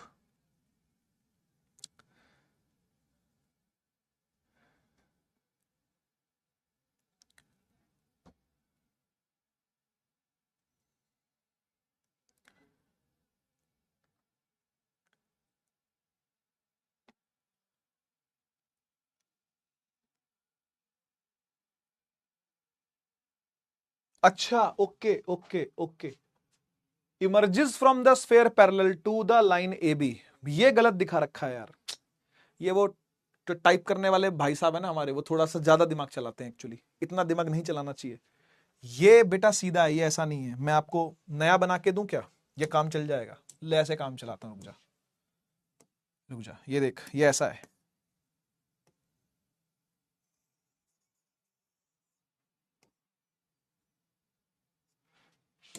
ये जो निकल रही है ना रे, ये इसके पैरेलल निकल रही है ऐसे, ऐसे निकल रही है ये, समझा क्या, इसको मोटा कर दूं तब तुझे ज्यादा फील आएगी ना, ये देख ये देख, ये काम हो रहा है भाई। अब सवाल ठीक है, अब सवाल पढ़ो, अच्छा लगेगा पढ़ने में, मजा आएगा पढ़ने में, आओ देखो। कह रहे रे ऑफ लाइट गिरी है ट्रांसपेरेंट स्फेयर पे 60 डिग्री पे, और कैसे भी मुड़ी होगी, ठीक है ना, कह रहा लेकिन फाइनली जब निकली है ना तो इसके पैरेलल निकली है, ए बी लाइन के पैरेलल निकल के बाहर को आई है, ठीक ठीक। कह रहा find the angle of refraction at A, यहां का एंगल ऑफ रिफ्रैक्शन निकालना है आपको, ठीक। कह रहा refractive index of the metre of the sphere is √3, अंदर वाले का रिफ्रैक्टिव इंडेक्स बता रखा है √3, तो मेरे हिसाब से इसका कोई मतलब ही नहीं था बताने का फिर तो, या तो स्नेल्स लॉ लग रहा है सिंपल, या तो कुछ भी नहीं, इस पॉइंट पर आपको स्नेल्स लॉ लगाना है, आओ लगाते हैं, एट पॉइंट ए, देखता जा बेटा, at point A applying Snell's law, applying Snell's law, क्या होता है स्नेल्स लॉ, पहले वाले का रिफ्रैक्टिव इंडेक्स पहले वाले का साइन का एंगल, दूसरे वाले का रिफ्रैक्टिव दूसरे वाले का साइन का एंगल, बस खत्म। क्या था, μ1 sine i is equal to μ2 sine r, यही था कि नहीं, बस निकल जाएगा। μ1 कितना है सर, μ1 तो एयर का है, ठीक। साइन आई कितना है, आई सर 60 डिग्री है, ठीक। μ2 कितना है सर, μ2 तो अंदर ग्लास का है, ग्लास का है क्या, जिसका भी हो चलिए, ठीक है ना। और फिर क्या है साइन आर, ये आर आपको फाइंड करना है, पुट कर दो। म्यू एयर 1 है, साइन 60 कितना होता है √3/2, म्यू जी कितना है वो √3 है खुद से ही, और साइन आर √3 से √3 गया, हाफ आ गया, half is equal to sine R, और आर निकल के आ जाएगा बेटा 30 डिग्री, 30 डिग्री, है ना, क्योंकि साइन आर की वैल्यू 30 डिग्री होगी तभी तो हाफ आई है वैल्यू, तभी तो वैल्यू हाफ आई है, सो दिस इज 30 डिग्री, बस यही निकालना था इसके अंदर तो, ठीक है ना। लेकिन देखने में देखो कैसा खतरनाक सा लग रहा है ना, यहां से डॉली वहां से निकल के, हाय राम क्या हुआ पता नहीं, कुछ नहीं हुआ, ठीक है ना, ए पॉइंट पर स्नेल्स लॉ लगाना था, खत्म, ठीक है ना। तो होपफुली बेटा जितने भी सवाल मैंने आपको करवाए 15-17 जितने भी सवाल मैंने आपको करवाए, होपफुली आपको समझ में आए होंगे कि सवाल कैसे करने हैं, ठीक है ना। तो मेरे बच्चे सारे सवाल रीट्राई करने हैं, ठीक है। जो भी समझ में नहीं आता, अब आपने सोल्यूशन देख लिया ना, तो दोबारा सोल्यूशन नहीं देखना आपने, ठीक है ना। सवाल रीट्राई करो, जितने बनते हैं अच्छी बात है, नहीं बनते हैं दोबारा से लग करके फिर सोल्यूशन देख करके फिर करना उसको, ठीक है। तो 2 बार आपको गो थ्रू करना पड़ सकता है, पहली बार में हो सकता है सोल्यूशन सारे कैच ना कर पाओ, ठीक है, लेकिन अगर पहली बार में सारे कैच कर पाए हो तो बहुत अच्छी बात है, ठीक है ना। ये आपके होमवर्क की बात बता रहा हूं, अभी की नहीं, अभी तो मुश्किल से मुझे लगता है आप जितने भी सवाल मैंने करवाए आप 3-4 सवाल खुद से कर पाओगे, ऐसा ही होता है यार, फिजिक्स है ये, वो मुश्किल ना होती तो फिर हर कोई कर लेता ना यार, फिर आप न्यारे थोड़ी ना होते। तुम न्यारे हो भाई, तुम अलग हो भाई, ठीक है, क्योंकि तुम फिजिक्स को झेल रहे हो, फिजिक्स को पढ़ रहे हो, फिजिक्स के मजे ले रहे हो, फिजिक्स तुम्हारे मजे ले रही है, ठीक है ना। तो तुम, you are a special people यार, स्पेशल काइंड ऑफ लोग हो तुम, ठीक है। तो समझिए, मुश्किल है तभी तो हर कोई नहीं कर पा रहा, आसान होता तो हर कोई कर लेता। बात समझ में आ रही है ना। तो इसलिए कोई बात नहीं, मेहनत लगती है, चीज टफ है, चीज मुश्किल है, मुश्किलें आएंगी, वो तो जिंदगी भर आएंगी। खाली ये फिजिक्स और केमिस्ट्री और बायो और मैथ्स मुश्किलें नहीं है, मुश्किलें तो जिंदगी में बहुत सारी आएंगी अभी तो, ठीक है ना। तो क्या डर जाएंगे, क्या हम नहीं लड़ेंगे, क्या हम एस्केप कर जाएंगे, नहीं, ऐसा कुछ नहीं है, ठीक है ना। तो लड़ना तो पड़ेगा, ठीक है। खैर, सारे सवाल आपको रिट्राई करने हैं। आज है भाई शुक्रवार, ठीक है ना। अब आपकी क्लास लगेगी मंगल को, ठीक है, 22 तारीख हो गई ना आज, हाँ। अब आपकी क्लास लगेगी मंगल को, क्योंकि शनि आपकी क्लास लगती नहीं, ऐथ तो छुट्टी है ना, और सोम फिर क्लास नहीं होती, क्योंकि मेरा बहुत बिजी शेड्यूल है सोम का, ठीक है। तो मंगल को हम जब मिलेंगे, आपके पास 3 दिन है, 3 बड़े दिन है, ह्यूज डेज आर देयर, ठीक है। तो आप अब रिवीजन करिए चैप्टर 1 का, सिर्फ 1, 2 भी नहीं, 3 भी नहीं, सिर्फ 1 का, क्योंकि मैं लेकर के आऊंगा मंगलवार को चैप्टर 1 का प्रैक्टिस सेशन, फिर से ताबड़तोड़ प्रैक्टिस सेशंस लेकर के आएंगे अब, ठीक है। अच्छे लेवल के सवाल करवाऊंगा क्लास के अंदर, जो कि आपको आने वाले एग्जाम में बेनिफिट करेंगे, ठीक है ना। और उससे पहले मैं सोच रहा हूं एक क्विक रिवीजन मैं आपको देता चला जाऊं, ठीक है ना, 10 से 15 मिनट का। 15 मिनट मुझे लगता है काफी रहेंगे। तो जब भी हम लोग प्रैक्टिस सेशन स्टार्ट करेंगे, उससे 15 मिनट्स पहले, क्योंकि आप लोग के मुझे इनपुट्स मिले हैं बहुत सारे, तो बच्चों ने बोला कि सर ऐसा हो सकता है कि हम क्विक रिवाइज कर पाए। मैं कहा हाँ बिल्कुल पॉसिबल है ये। तो 15 मिनट के अंदर हम लोग क्विक रिवीजन कर जाएंगे, सारे फॉर्मूले एक बार देख जाएंगे, और फॉर्मूले कैसे कैसे कहां का अप्लाई होते हैं वो भी समझ जाएंगे।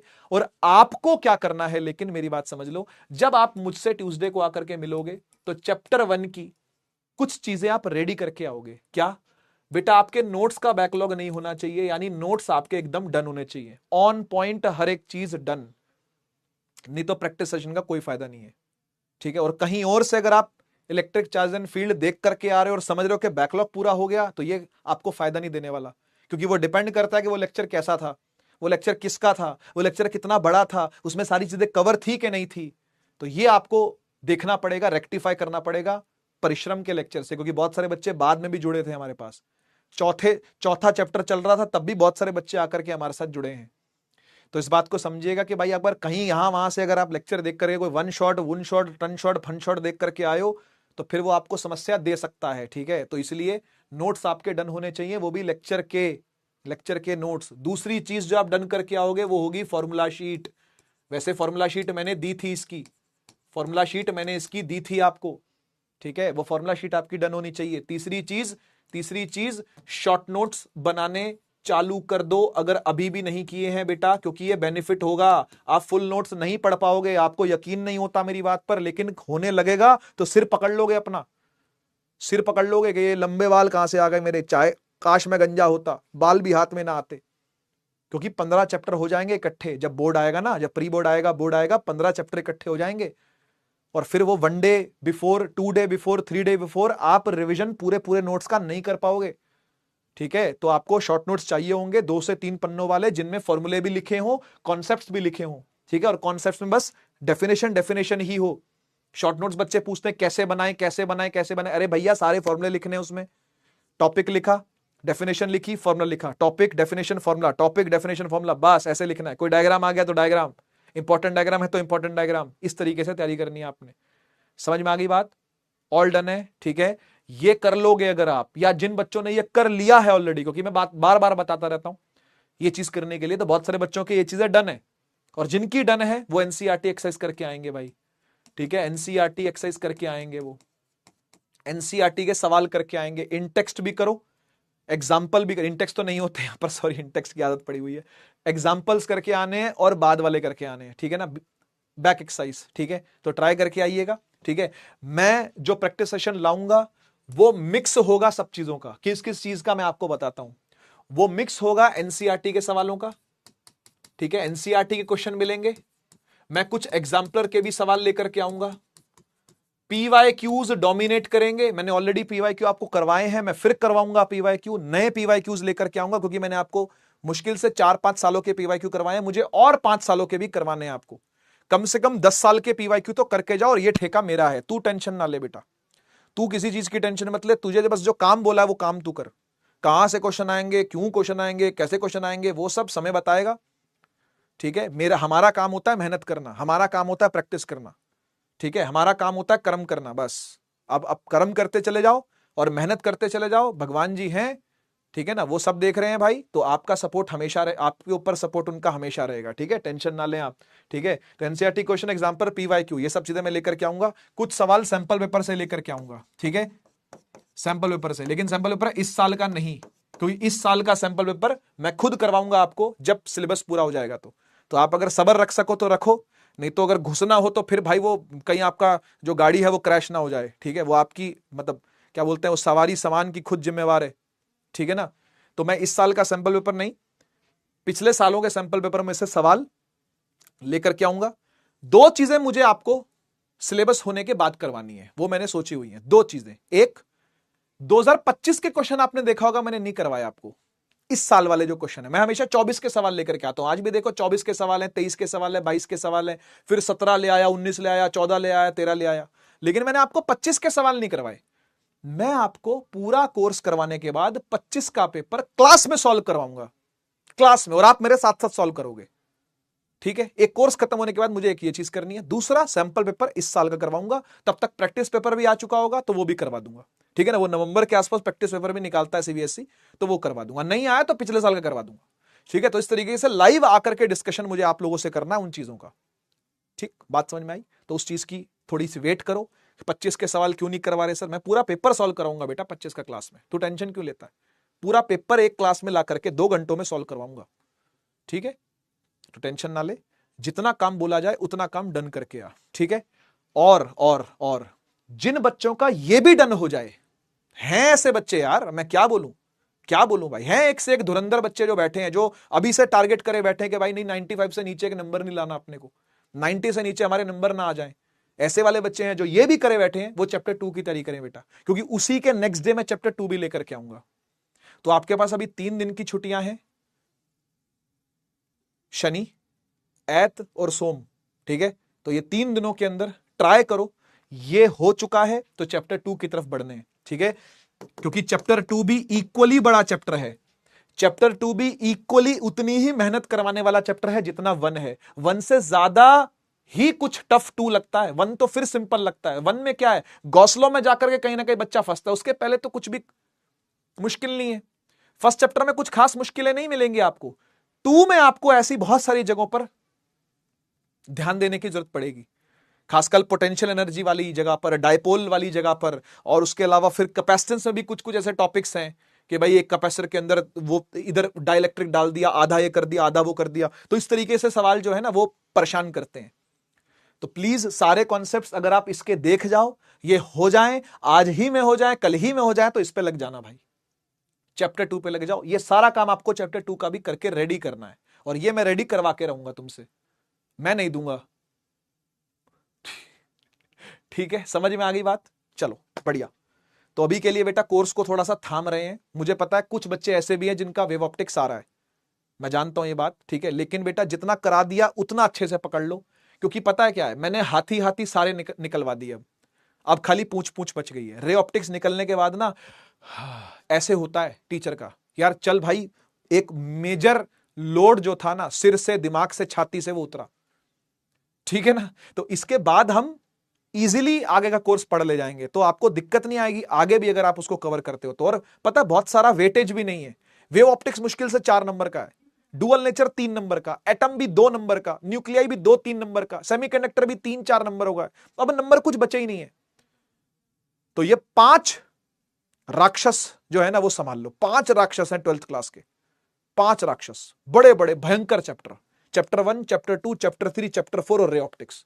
जिसने ये 5 चैप्टरों पे कमांड पा ली ना, 50% नंबर उसके ऐसे ही आ जाएंगे, 50% मार्क्स उसके कहीं नहीं गए, और बाकी के छोटे छोटे चैप्टर हैं वो निपट सकते हैं, वो देखे जा सकते हैं, ठीक है जी। तो टेंशन ना ले, सब चीजें होंगी, तसल्ली से होंगी, सब्र से होंगी, समय से होंगी, और आप लोगों को जितना कहा जाए बस आप उतना करके रखो, बाकी सब चीजें मुझ पर छोड़ दो, ठीक है। मिलते हैं नेक्स्ट क्लास के अंदर।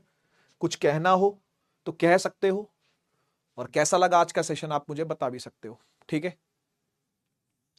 सर शॉर्ट नोट्स में सारे फॉर्मूला हैं तो अलग से शीट क्यों बनानी है? मत बनाओ, मत बनाओ, कोई दिक्कत नहीं। कुछ बच्चों को आदत होती है, क्योंकि शॉर्ट नोट्स ना कई 2-3 पन्नों में बनते हैं तो पन्ना पलटना पड़ता है। फॉर्मूला शीट का यह कि एक ही शीट पर, एक ही पन्ने पर सारे फॉर्मूले होंगे तो वो सामने चिपके रहेंगे। यह आपकी इच्छा है, यह आपकी इच्छा है, ठीक है। चलिए बहुत बढ़िया, नेक्स्ट क्लास में मिलते हैं फिर। तब तक के लिए take care, tata bye bye. Bharat माता की जय, जय हिंद, वंदे मातरम।